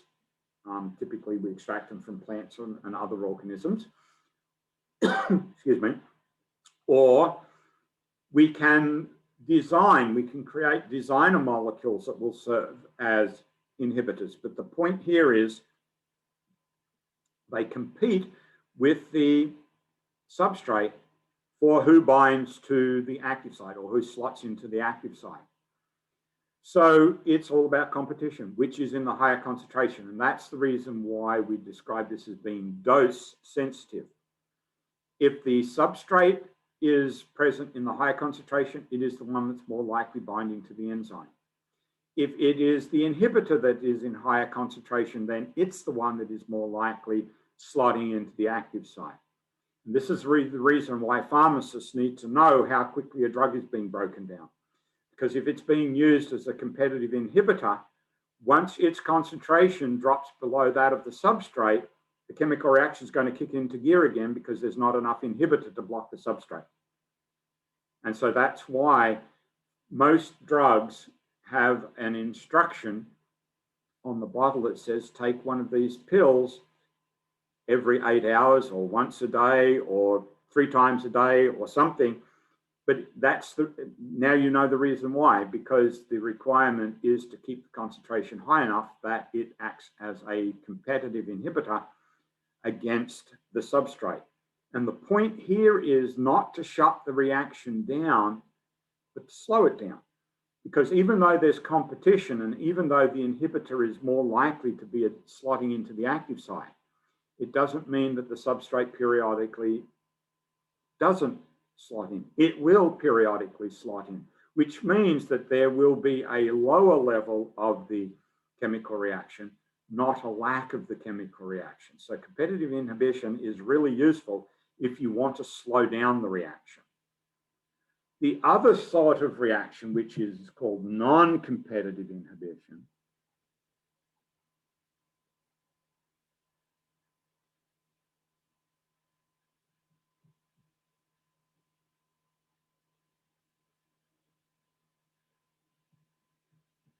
so I think what I'll do is put here slows reaction,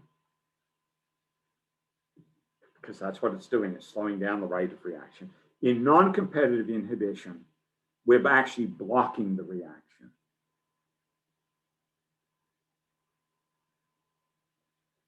And the reason why is because the inhibitor binds to a second location somewhere else on the enzyme, and that triggers a change in shape, which means that the active site is now no longer compatible with the substrate. And you can see that the substrate is simply not going to fit into this active site. And so it's completely blocked from slotting in. Therefore, there's going to be no chemical reaction at all because the substrate can't bind to the enzyme. And so long as the inhibitor is occupying this second site, you don't get a reaction. So it doesn't matter how much substrate is present, you're not going to get a chemical reaction. All that's necessary is for the inhibitor to be binding to the second site and therefore locking the enzyme in a non-active form. And so you've got these two different types of inhibition. And we know that both types of inhibition occur naturally in cells. But we can also design chemicals, drugs, to do both things. So this would be a way of slowing down a reaction. This would be a way of blocking a reaction. So an example of where we might want to slow down the reaction is the production of cholesterol in the liver during the night. It's not that we don't need cholesterol, we certainly do. But if the liver is making more than our body can use, that sets up a situation for the possibility of heart disease and stroke, both of which are not good because they're both lethal. So what we want to do is not block the production of cholesterol, just slow it down. So we would want to use a competitive inhibitor. So a drug like a statin, which are the drugs that are used for controlling cholesterol, works by not blocking the production of cholesterol, but slowing down the amount of cholesterol that's being made in the liver. If you want an example of one where you're blocking a reaction, this would be an average painkiller. We don't want to feel pain. We want to block the pain pathway. And there are several key enzymes that are involved in the transmission of the pain signal. So if you want to block the pain, you want an inhibitor that prevents the enzyme from carrying out the chemical reaction. So some painkillers work not by slowing down the transmission of the signal, but by blocking it completely. So they would be non-competitive inhibitors, and they would block the transmission of the pain signal. So these are the two primary ways in which we regulate enzyme activity. And there are different mechanisms that take advantage of these two types of inhibition to regulate metabolic pathways. We don't get too much into the details of how that is done, but just recognize that cells do invest in utilizing both types of inhibition to control metabolic pathways, not by controlling every step along the way, but by focusing on controlling the key step within the metabolic pathway. It's a way of conserving resources and making sure that you only need to focus on the one part of the metabolic pathway that is essential. And of course, what we also ought to point out is that binding of inhibitors is not permanent. Because if it was permanent, you would be permanently shutting down the chemical pathway. And as much as it is important to regulate the activity of the pathway, all chemical pathways have a specific function for the cell. So if you shut down a particular pathway completely and never reactivate it again, the cell simply can't do what it needs to do using that biochemical pathway. So the vast majority of inhibitor binding is reversible. It is all about the level of inhibitor. If the level of inhibitor drops low enough, then it won't bind to the enzyme and therefore won't block it.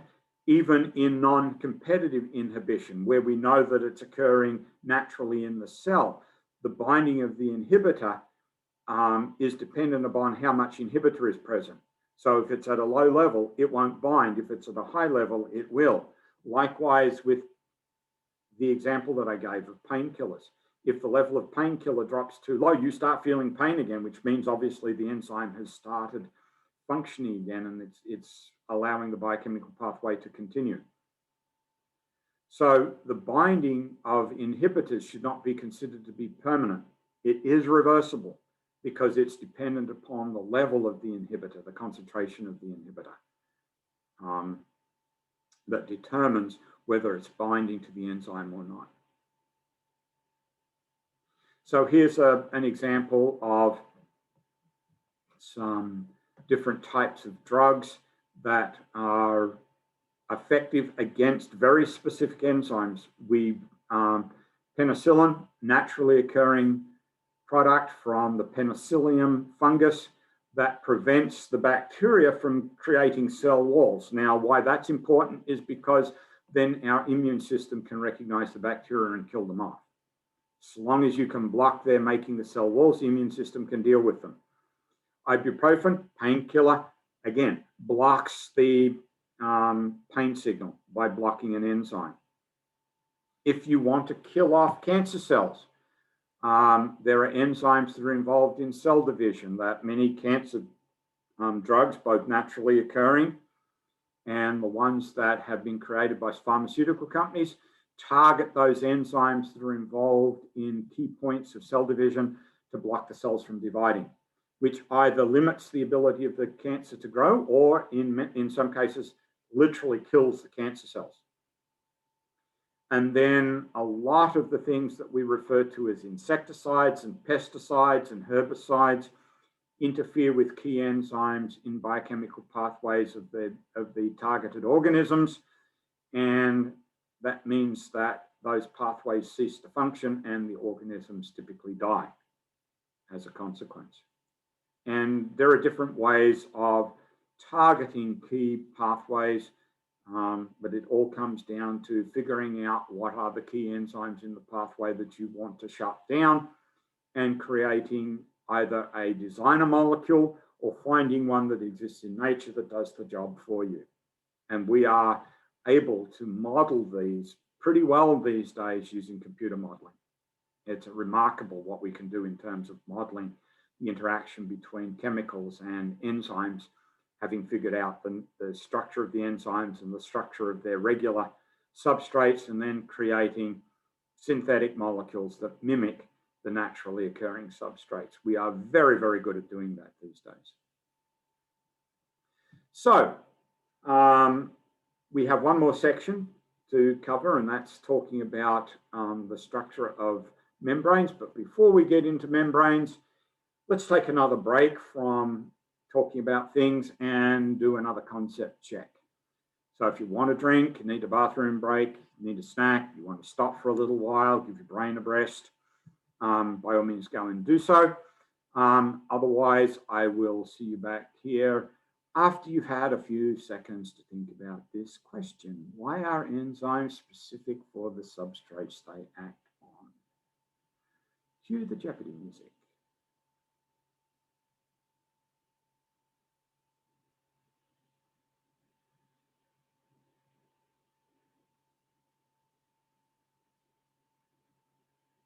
So did you remember what I said earlier about specificity for enzymes? It all comes down to the fact that the substrate and only the substrate can trigger that change in shape that's referred to as the induced fit. that allows the enzyme to wrap around the substrate and trigger the chemical reaction.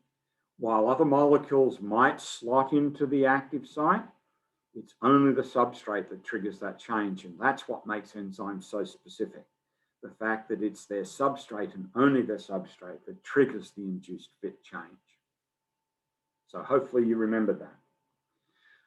Okay, so let's talk about membranes, because as much as it is nice to talk about cellular chemistry from the perspective of what's going on the inside of the cell, sooner or later we have to address how do the molecules that are being processed in cellular chemistry get into the cell in the first place, or get into the organelles where the chemistry might be occurring.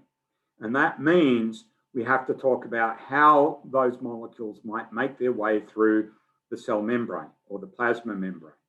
So remember again that the plasma membrane is a bilayer of phospholipids. And when we mix phospholipids with water, they naturally form this bilayer arrangement. And remember again that the inside of the membrane is hydrophobic.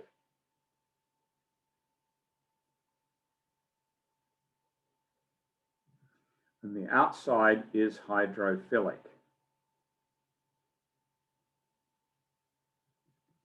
On both sides.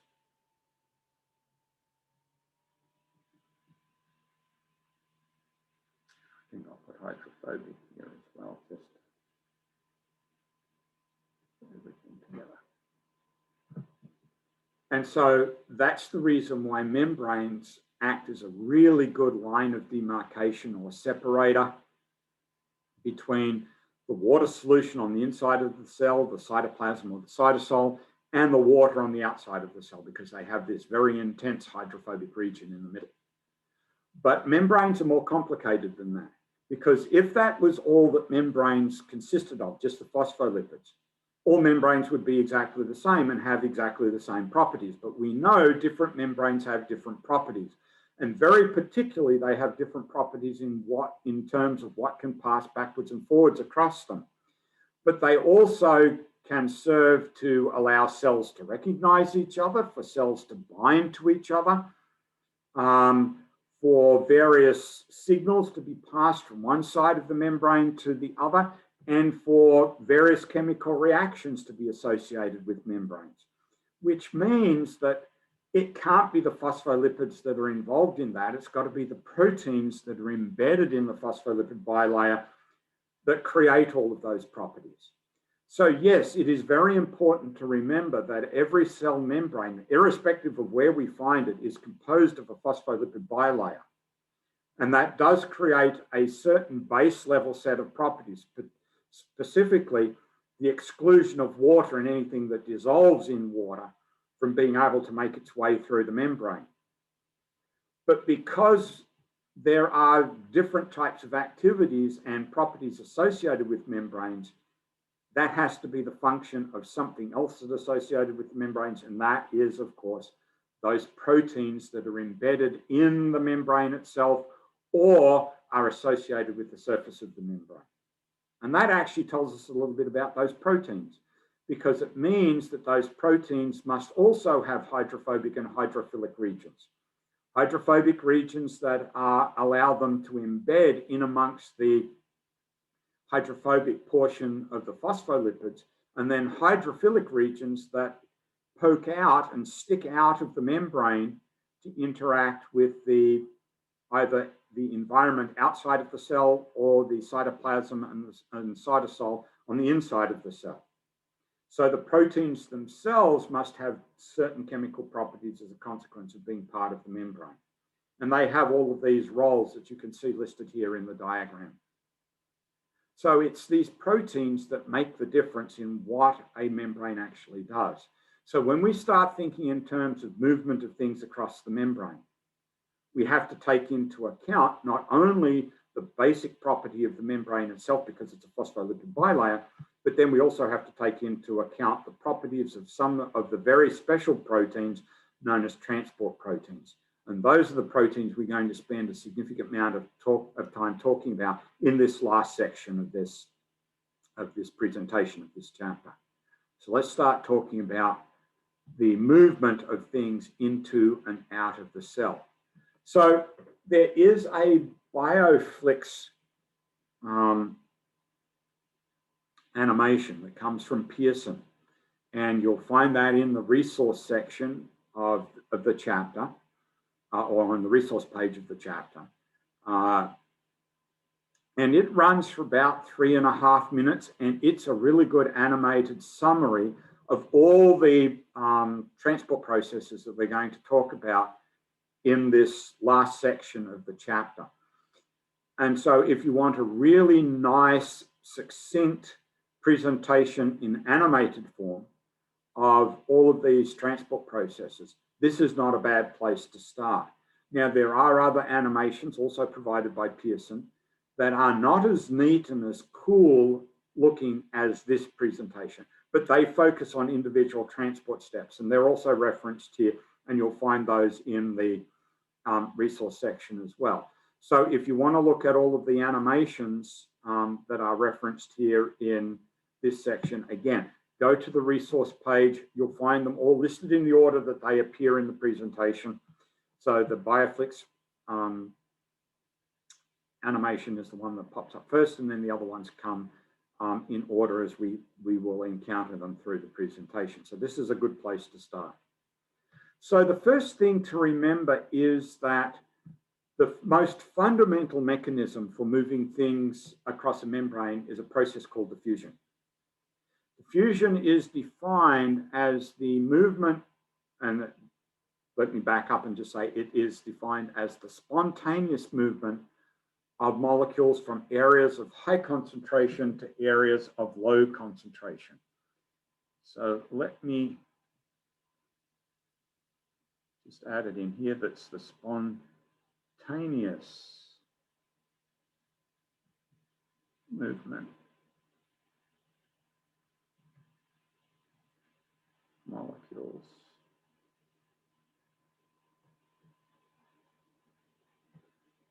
from areas of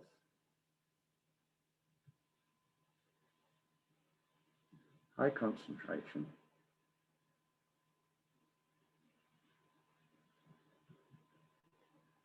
to areas of low concentration. Now notice there is no reference to membranes here, because diffusion does not require cells and doesn't require membranes.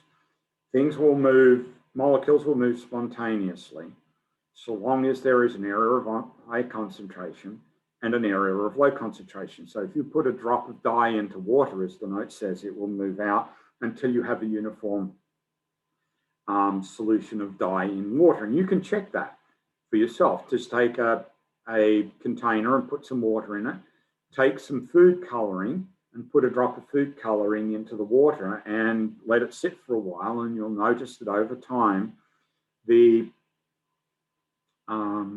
molecules will move and spread out until you have a uniform solution. So I'm going to put in here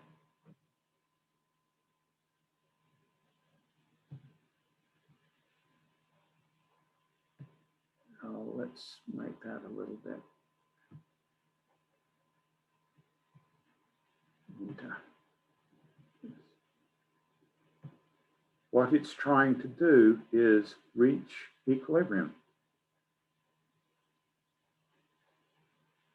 And so when you have a uniform spread of the dye molecules in your container after letting it sit for a while, that uniform concentration is an equilibrium situation. Now, when we put a membrane into play so that we separate the two areas by a membrane, it is the property of the membrane that now becomes important.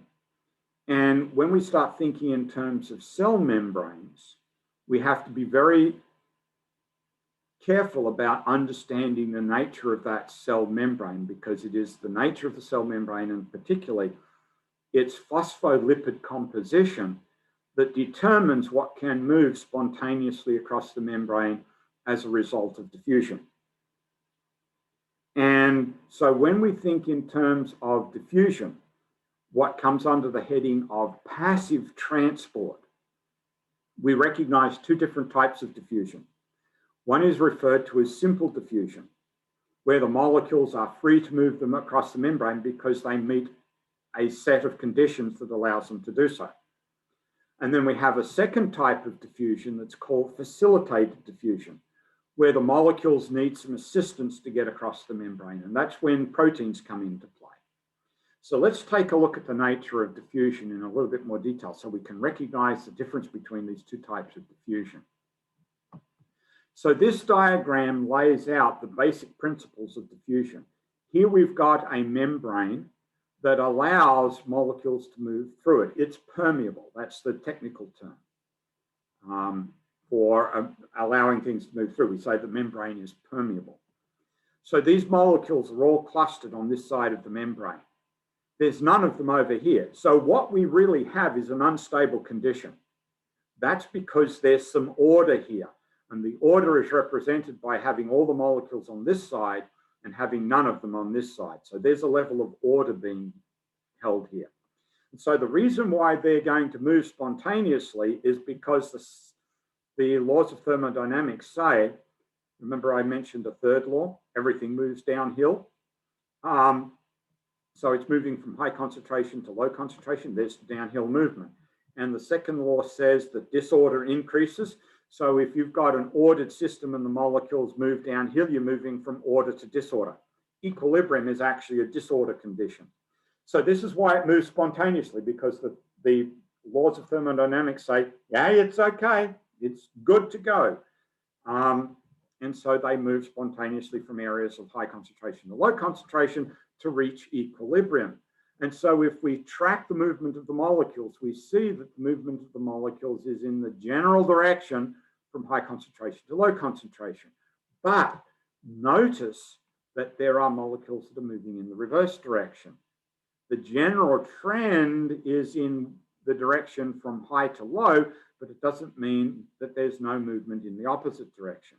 When we get to equilibrium, what we recognize is that the movement in one direction is equal to the movement in the other direction, which is the definition of equilibrium that we've always used. Now, here's where, for once, you can actually say equilibrium also means equal concentration, because you have equal numbers. So you have equal concentration and equal movement. So this is why I always stress that it is usually better to think of equilibrium as equal movement in both directions rather than equal concentration, because this is a special condition where we can say that, but it's still, but it doesn't mean that there's no movement. There is movement. It's just that the movement in one direction is equal to the movement in the opposite direction. So that basic definition of equilibrium still applies. And if we have two separate molecules moving in opposite directions, they will move independently of each other to reach their own equilibrium. So here we have high concentration of the blue molecules on this side, high concentration of the red on this side. Now notice there are more blue than there are red. That does become important because the blue will move to have equal concentrations of blue on each side, and the red will move so that there is equal concentration of red on each side, but there are still more blues than reds on each side. But if you add up the combined number of the red and blue on this side, does equal the combined number of red and blue on this side. So there are equal concentrations overall on both sides. But the number of blues does not match the number of reds on each side. There are more blues than reds here, there are more blues than reds here, but the total number of red and blue on this side matches the total number of blue and red on this side. So there are equal concentrations, and notice equal movement in each direction for each molecule independent of the other. So each molecule type reaches Equilibrium.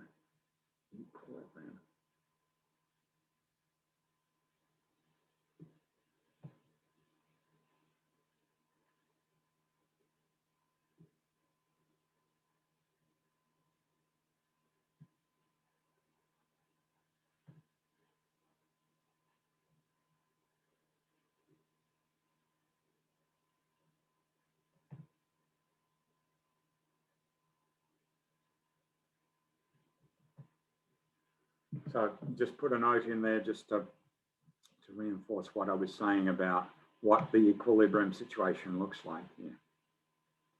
So passive transport relates to diffusion. And as I said, there are two different types of diffusion. There is simple diffusion, which is where the molecules move through the membrane without assistance because they meet certain conditions that allow them to do so. And then there's facilitated diffusion. So we need to recognize that passive transport comes in two forms.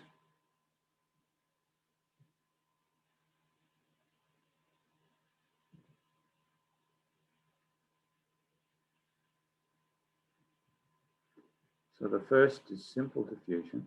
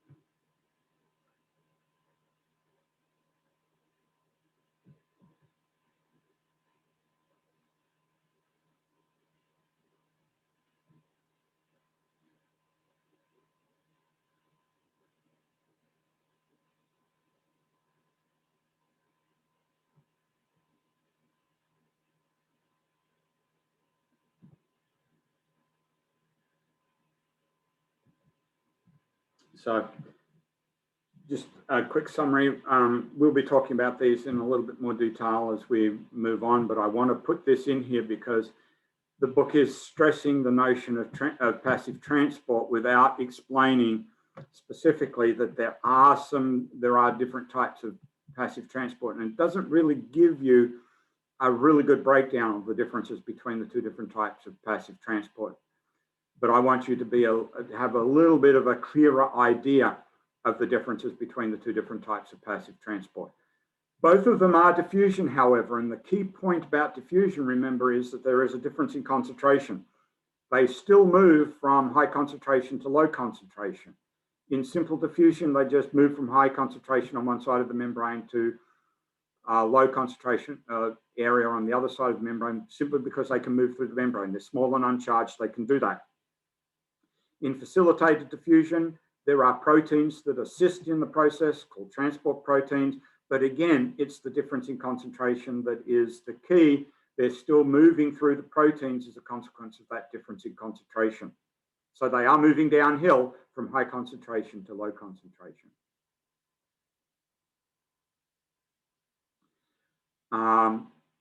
And talks a little bit about facilitated diffusion there, but as I said, I want you to be able to have a clearer idea of what the two types are. That's why I put these definitions in here for you.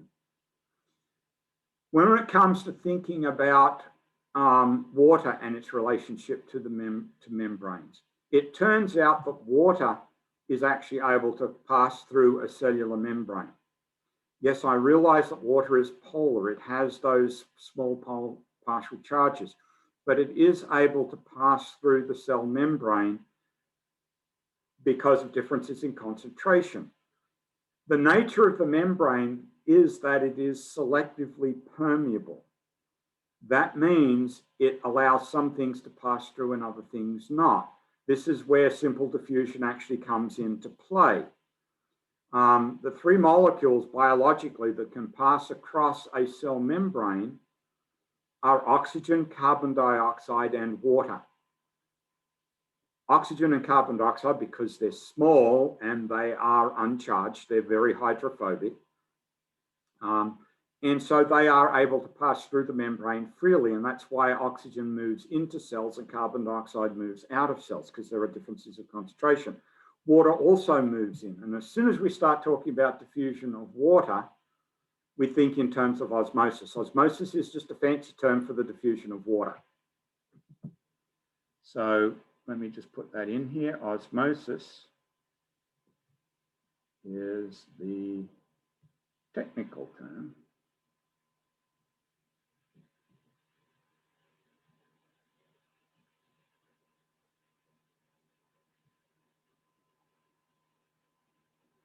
The diffusion of water. Because the cell membrane is, and this is the reason why understanding the nature of selectively permeable and the ability of water to move across the cell membrane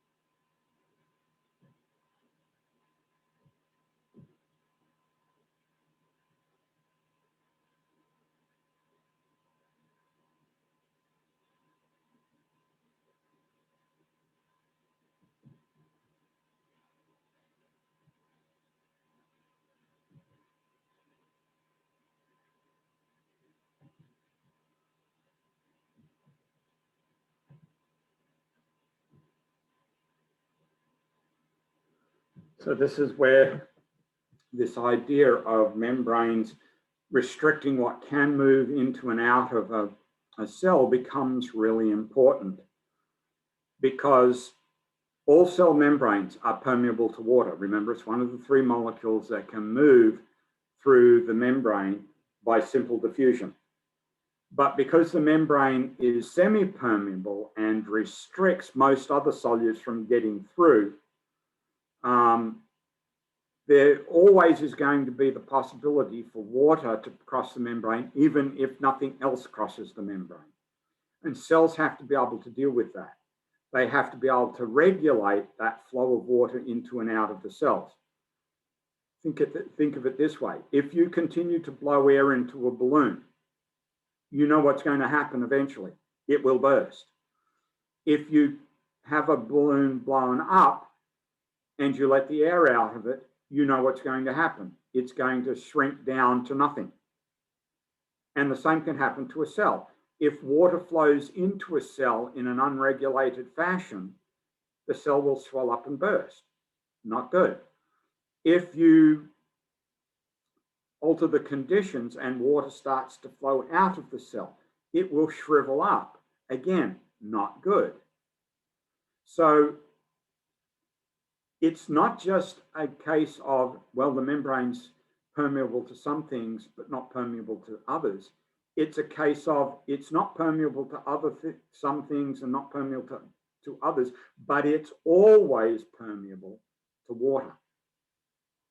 And that's going to change everything, because it's that permeability to water that is going to influence whether the water flows in, whether the water flows out, or whether the water flow is at equilibrium. And we do have terms that help us come to grips with that. So there are three terms. So when we think in terms of tonicity, we're talking in terms of concentrations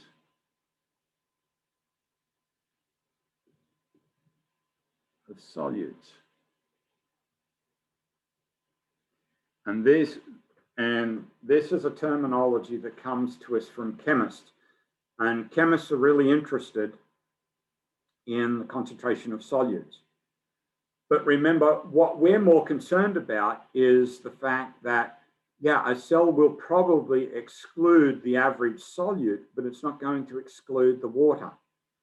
So when we start thinking in terms of solutions and their interaction with cells, we've got to worry about what's going to happen with the water, not so much what's going to happen with the solutes, because the water itself is going to be the key to understanding what happens. So the three terms are hypertonic, which means a high concentration of solute, hypotonic, which means a low concentration of solute, and isotonic, which means an equal concentration of solute. But there's a problem with these terms. These are not absolute terms. They are comparative.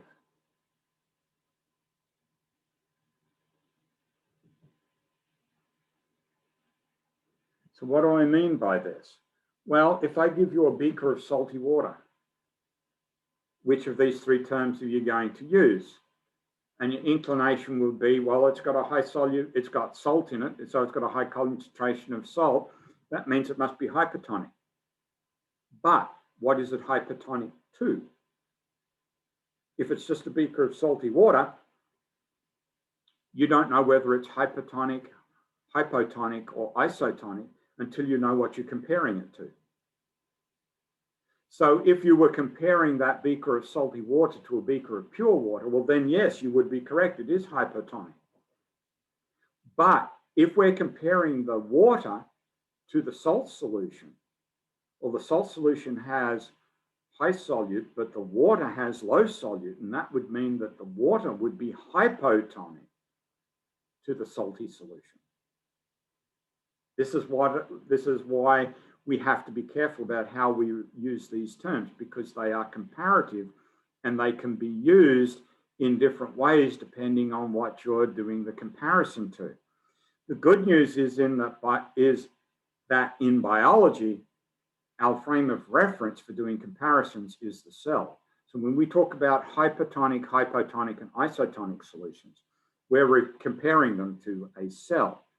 So to understand the effect on cells of different concentrations, here's a system that illustrates it. So notice here we've got two sugar solutions separated by a semi-permeable membrane. So it functions just like a cell membrane, permeable to water,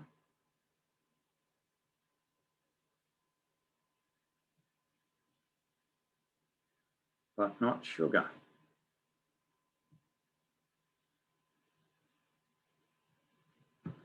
And so here we have a low solute solution, which has a low concentration of sugar. But that also tells us something else. It tells us that the water concentration here is very high. So what do I mean by that? Well, if you have a beaker of pure water, it's all water and the water concentration by percent is 100%. But if you start adding sugar to it, so say you add 5% sugar to it, well, now we say that the concentration of sugar is 5%, but the concentration of water is now only 95%. So as you add solute to pure water, the solute concentration goes up, but the water concentration goes down. So if you have a solution that has low solute concentration compared to a second solution, that tells you two things. The concentration of the solute is low compared to your comparison solution, but the water concentration is high.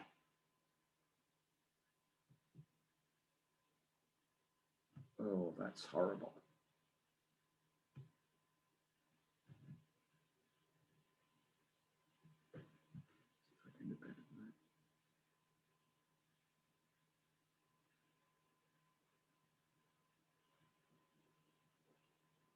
And remember, square brackets refer to concentration. So also means water concentration is high. Over here, our solution is said to be hypotonic compared to the solution on the other side. So it's got a high solute concentration, but remember, as the solute concentration goes up, the water concentration goes down. So here, it also means that the water concentration is low. And so now, while the membrane may not be permeable to the sugar, it is certainly permeable to the water. That's what we mean by selectively permeable. And there is a difference in water concentration. That means that water will move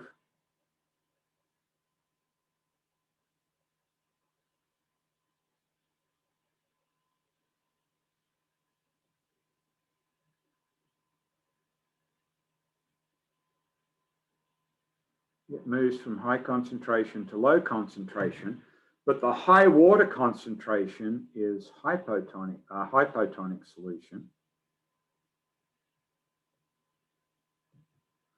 And the low water concentration is the hypertonic solution. And so we actually can reach a rule that helps us understand which way the water is always going to flow. Water will always flow from whichever solution is hypotonic to whichever solution is hypertonic. Again, remember these definitions come to us from the chemists, and the chemists are defining solutions by the concentration of solutes. We want to define them by the concentration of water, but the terms refer to the concentration of solutes. So when we say a hypotonic solution, which means low solute concentration, that also tells us that we've got a high water concentration, and vice versa. When we've got a hypertonic solution or high solute concentration, that also tells us that we've got a low solute concentration, a low water concentration. So the rule of thumb is that water always moves from a hypotonic solution to a hypertonic solution. And it's obviously very easy to figure out which is the hypotonic and the hypertonic. You just look at the concentration of solutes in the two solutions and you know which is which, and you can figure out which way the water is going to move. So what does that mean in terms of cells? Well, it means that for an animal cell that has no way of protecting itself from the flow of water, it needs to maintain an isotonic relationship with the environment, meaning the concentration of solutes inside the cell has to equal the concentration of solutes outside the cell so that it's at equilibrium. That's what isotonic means. It's an equilibrium condition, so that the flow of water in is equal to the flow of water out. And when we control the flow of water, we're talking about a process called osmoregulation, the regulation of osmosis. Remember, osmosis is simply the diffusion of water. So the way animal cells deal with the flow of water, the way they osmoregulate, is to maintain an isotonic condition. Because in a hypotonic condition or a hypertonic condition, bad things happen because the flow of water kicks in. So in this diagram, we can see what happens. So here is the isotonic condition, where the flow of water in equals the flow of water out.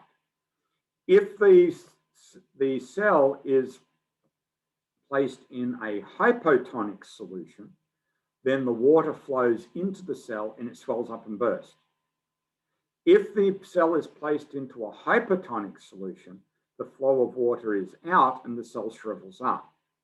This is the reason why those drips that are placed into a patient's arm when they're placed in hospital, when they're admitted to hospital, consists of either a solution called Ringer's lactate, which is isotonic to red blood cells and blood plasma, or they use a solution known as isotonic saline, which contains the same concentration of salt as the concentration of solutes in blood plasma, so that the red blood cells and the other cells and the remaining cells of the body that are surrounded by fluid that leaks out of the bloodstream can be maintained in an isotonic solution, so that they neither swell up nor shrivel, because either would be bad. For a plant cell, the way they deal with the situation is to surround themselves with a little wooden box, the cell wall. Remember, it's made out of cellulose, and the cell wall, when the plant cell dies, is what is left behind, and that is what makes up wood. So a plant cell is literally a cell inside a little wooden box, and wooden boxes are rigid. So when the water tries to flow in, the plant cell will swell. Its response is to swell, but it pushes against the wooden box, and the wooden box pushes backwards, or pushes back, and stops the cell from swelling, which in turn stops the water from flowing in. But the plant cell is always under pressure, and that is what is the normal condition for a plant cell. And it is said to be turgid because it's always in a hypotonic condition.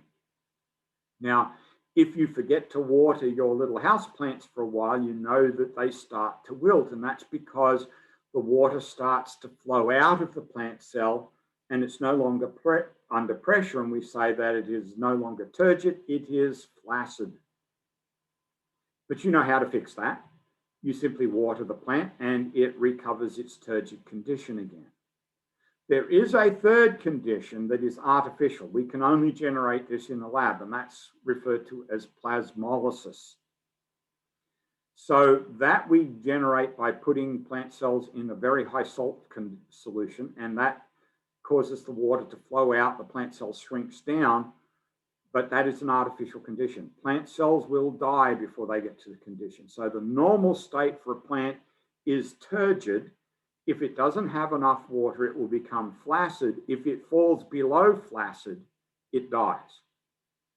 So that's the reason why, if you don't water your wilted plants quickly enough, you can't recover them, because they've gone past the flaccid condition and they die. They never reach plasmolysis, because that is something that a plant cell simply can't reach unless you trigger it in a lab condition. And I've got a picture coming up that shows you a plasmolyzed aquatic plant called Elodea.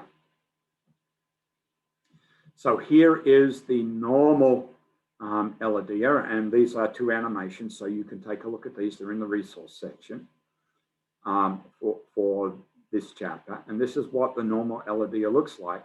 This is what happens to it when it gets plasmolyzed by placing it in a salt solution. And you can actually watch this happening in the little video, because it's taken through a microscope, and it's done in such a way that you can actually watch the cells plasmolyze as the salt water passes across the little leaf of this aquatic plant and draws the water out and causes the cell to plasmolyze. Again, an artificial condition, but nonetheless something that can be triggered in a lab, and you're going to see this in those two videos. There is a third way of doing it, which is not referred to in the textbook, but I'll mention it to you, and that's what some microorganisms called ciliates or protists can do. They have some special vacuoles, and we've actually referred to these when we were talking about cell structures, called contractile vacuoles, and their job is to capture the water that's flowing in. So the protists don't stop the water from flowing in. They simply capture that in these contractile vacuoles, and then the contractile vacuoles pump the water back out again. So they're little water pumps that pump the water back out as it accumulates in the cell. Of course, that requires energy. And so it is a form of active transport, because there is an involvement of ATP energy in pumping the water back out again. And in fact, if the cell stops making ATP, it very quickly swells up and bursts, because the contractile vacuoles are no longer active. So we've talked about facilitate simple diffusion, small uncharged molecules like carbon dioxide, water, and molecule, the biological ones at least, that can move through the plasma membrane simply because they're small and they're uncharged. They don't interact with the fatty acids, they can move straight through. If they're bigger or they are charged in some fashion, then transport proteins known as facilitator proteins allow it to move through, again following a diffusion gradient. So it's facilitated diffusion, it's a difference in concentration, but the proteins provide pathways, channels, if you wish, that allow the molecules to move through. If we need to move them in a direction that is uphill against the gradient, against the concentration gradient, then that's work. Anytime you're moving uphill rather than downhill, you're doing work. That means you need energy. And the energy is typically in the form of ATP. And so we have pumps that can move things like sodium ions and potassium ions in nerve cells against the gradient.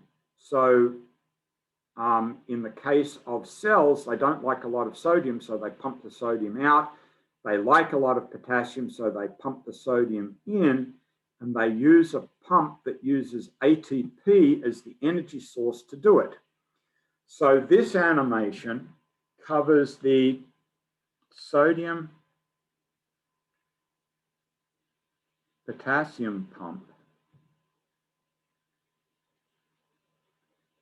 and it's an example of active transport.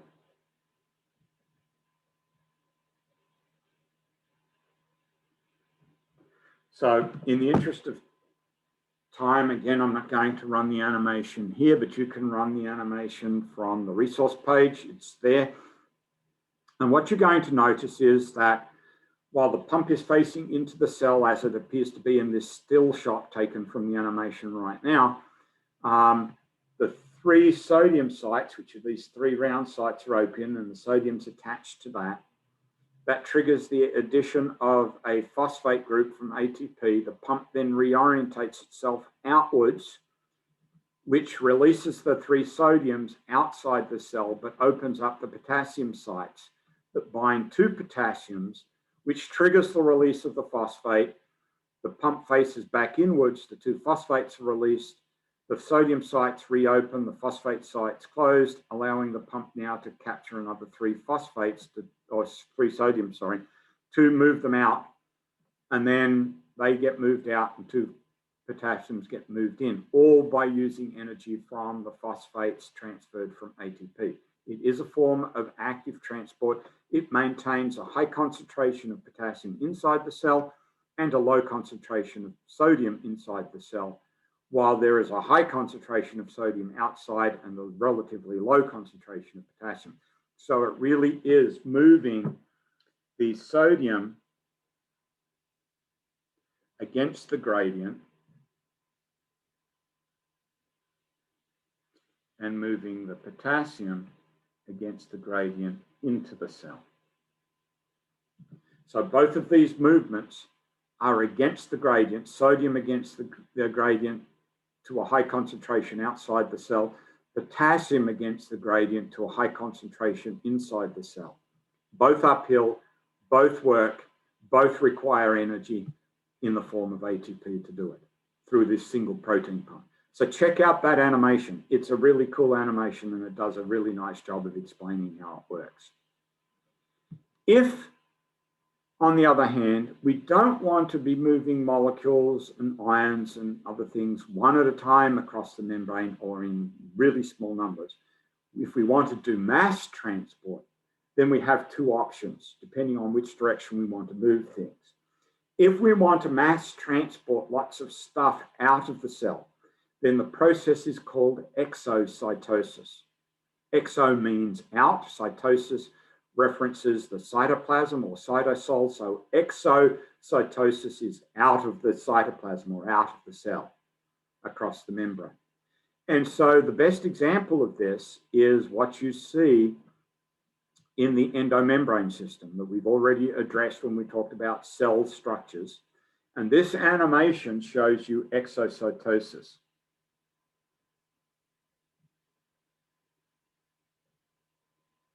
And again, you can find this in the resource page for this chapter in week 5's module.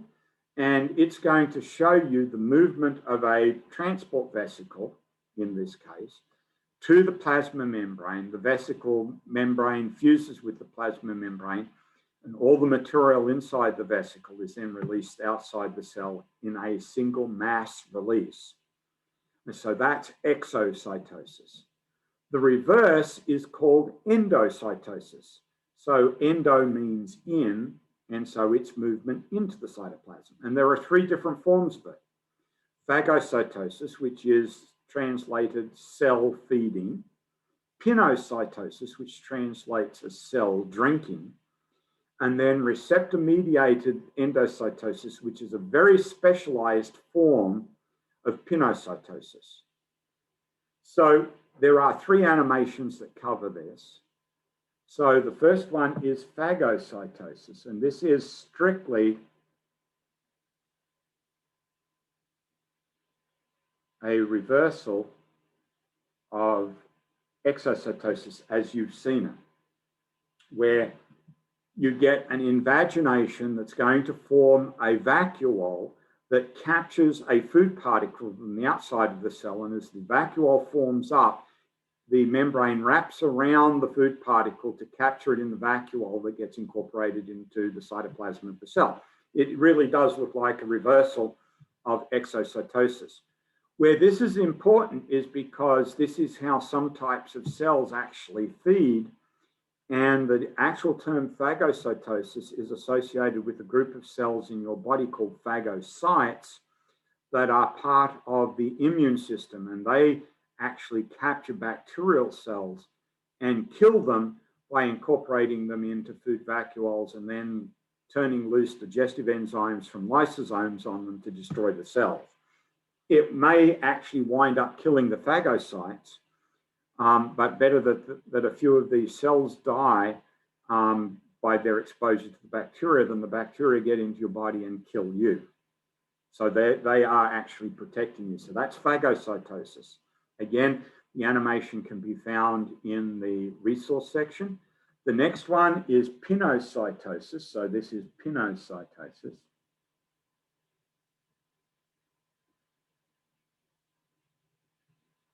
And here, the invagination forms and captures a random selection of all the molecules in the fluid outside of the cell into a vacuole. There's no attempt to capture any particular molecule. It just randomly captures anything that's out there. And that's why this is often referred to as cell drinking. That's why the translation is just capturing the fluid and whatever happens to be in it. If, however, your goal is to capture one particular type of item in the fluid outside of the cell, then you modify the pinocytosis mechanism. So this is receptor mediated pinocytosis.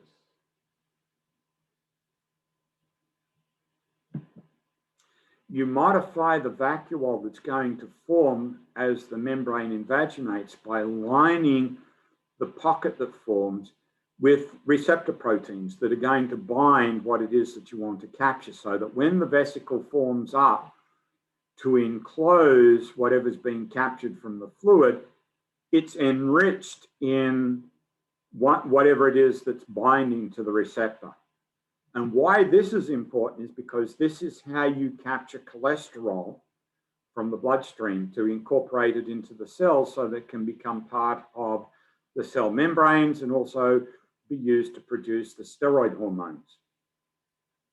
And the receptor proteins that are involved in capturing the cholesterol particles, the so-called LDL particles, are generated genetically. In other words, the number of receptor proteins that you have is a product of your genetics. And there's a condition called familial hypercholesterolemia, familial high cholesterol, or inherited high cholesterol. that is a product of genetics. And it basically results in the production of a reduced number of receptors, or in some circumstances, the more extreme circumstance, little or no receptors. And that increases the amount of bad cholesterol, the LDL cholesterol, which is the bad form of cholesterol, in the bloodstream.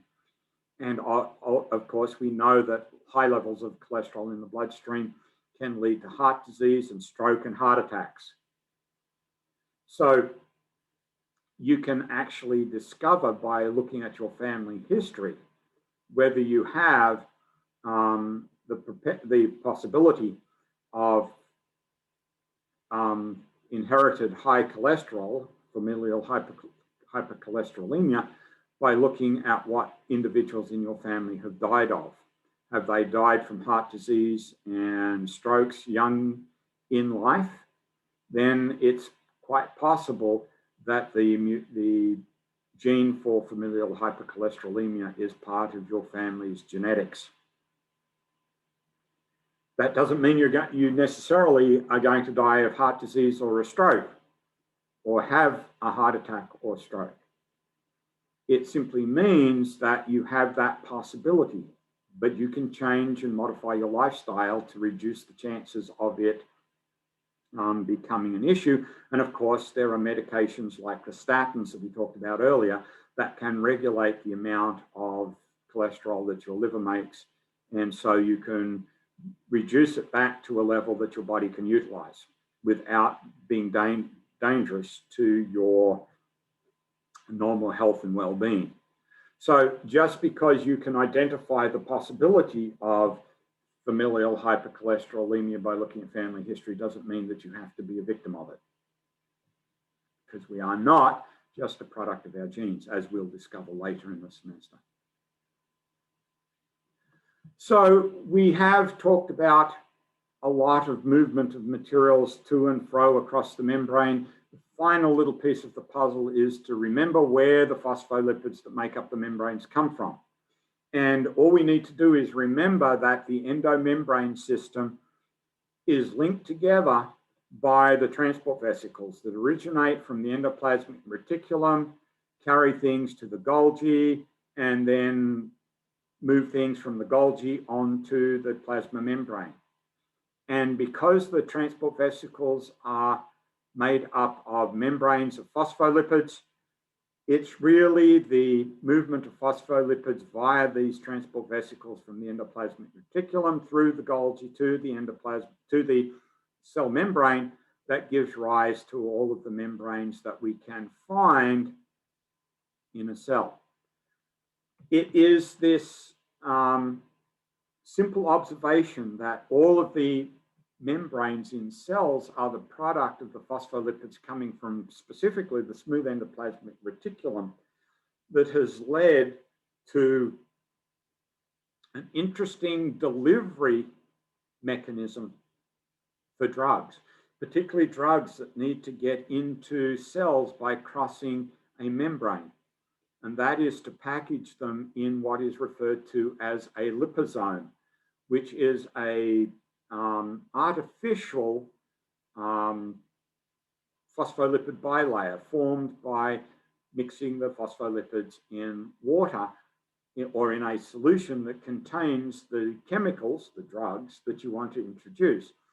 Because the liposome now has this phospholipid bilayer that is compatible with the cell membrane, it can fuse with the outside of the cell and deliver the drugs to the inside of the cell. And this is an active area of research to try and introduce chemicals into cells that otherwise probably wouldn't get across the cell membrane, because remember again, the cell membranes being made up of phospholipids and containing transport vesicles are selectively permeable. They're going to allow certain things to pass through, but not going to allow other things to pass through. And if the drugs are incompatible with simple diffusion, which they generally are, or with facilitated diffusion, which they may be, and are certainly incompatible with active transport, you have to come up with a mechanism of getting them across the plasma membrane if they need to get into the cells. And these liposomes turn out to be an excellent alternative packaging way, method or mechanism for getting drugs across cell membranes by taking advantage of the fact that the cell membranes are made out of phospholipids, and we can make artificial phospholipid vesicles.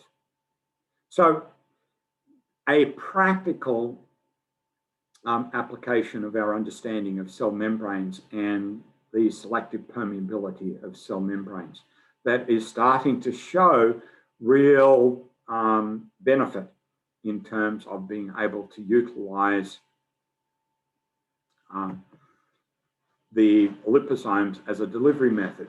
And if you want to know of a good way that this can be used, if you've had your COVID vaccination and it's a Pfizer vaccination or an AstraZeneca vaccination, this is the delivery method that is used to get the vaccine component, the messenger RNA, that is going to trigger the cell to make the spike protein from the COVID virus. It is a phospholipid liposome that is being used as the delivery vehicle for getting that messenger RNA into the target cells so that they'll start making the spike protein to trigger your immune system to make antibodies against it. Who knew? Eh? Who knew that this would become relevant? But there you have it. Sometimes things that are just interesting curiosities turn out to be really important, and given the situation that we're in right now, yeah, very important. So one more concept check before we're done for the day. We're done for this presentation. So we have talked about facilitated diffusion. We've talked about active transport. We know that they both rely on membrane proteins, known as transport proteins, to move things across cell membranes. Why is facilitated diffusion considered to be passive and active transport is considered to be active? 30 seconds of Jeopardy music.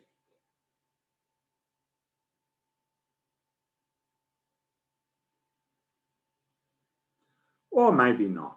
Let's just talk about this question really quickly. Facilitated diffusion is passive because it's diffusion.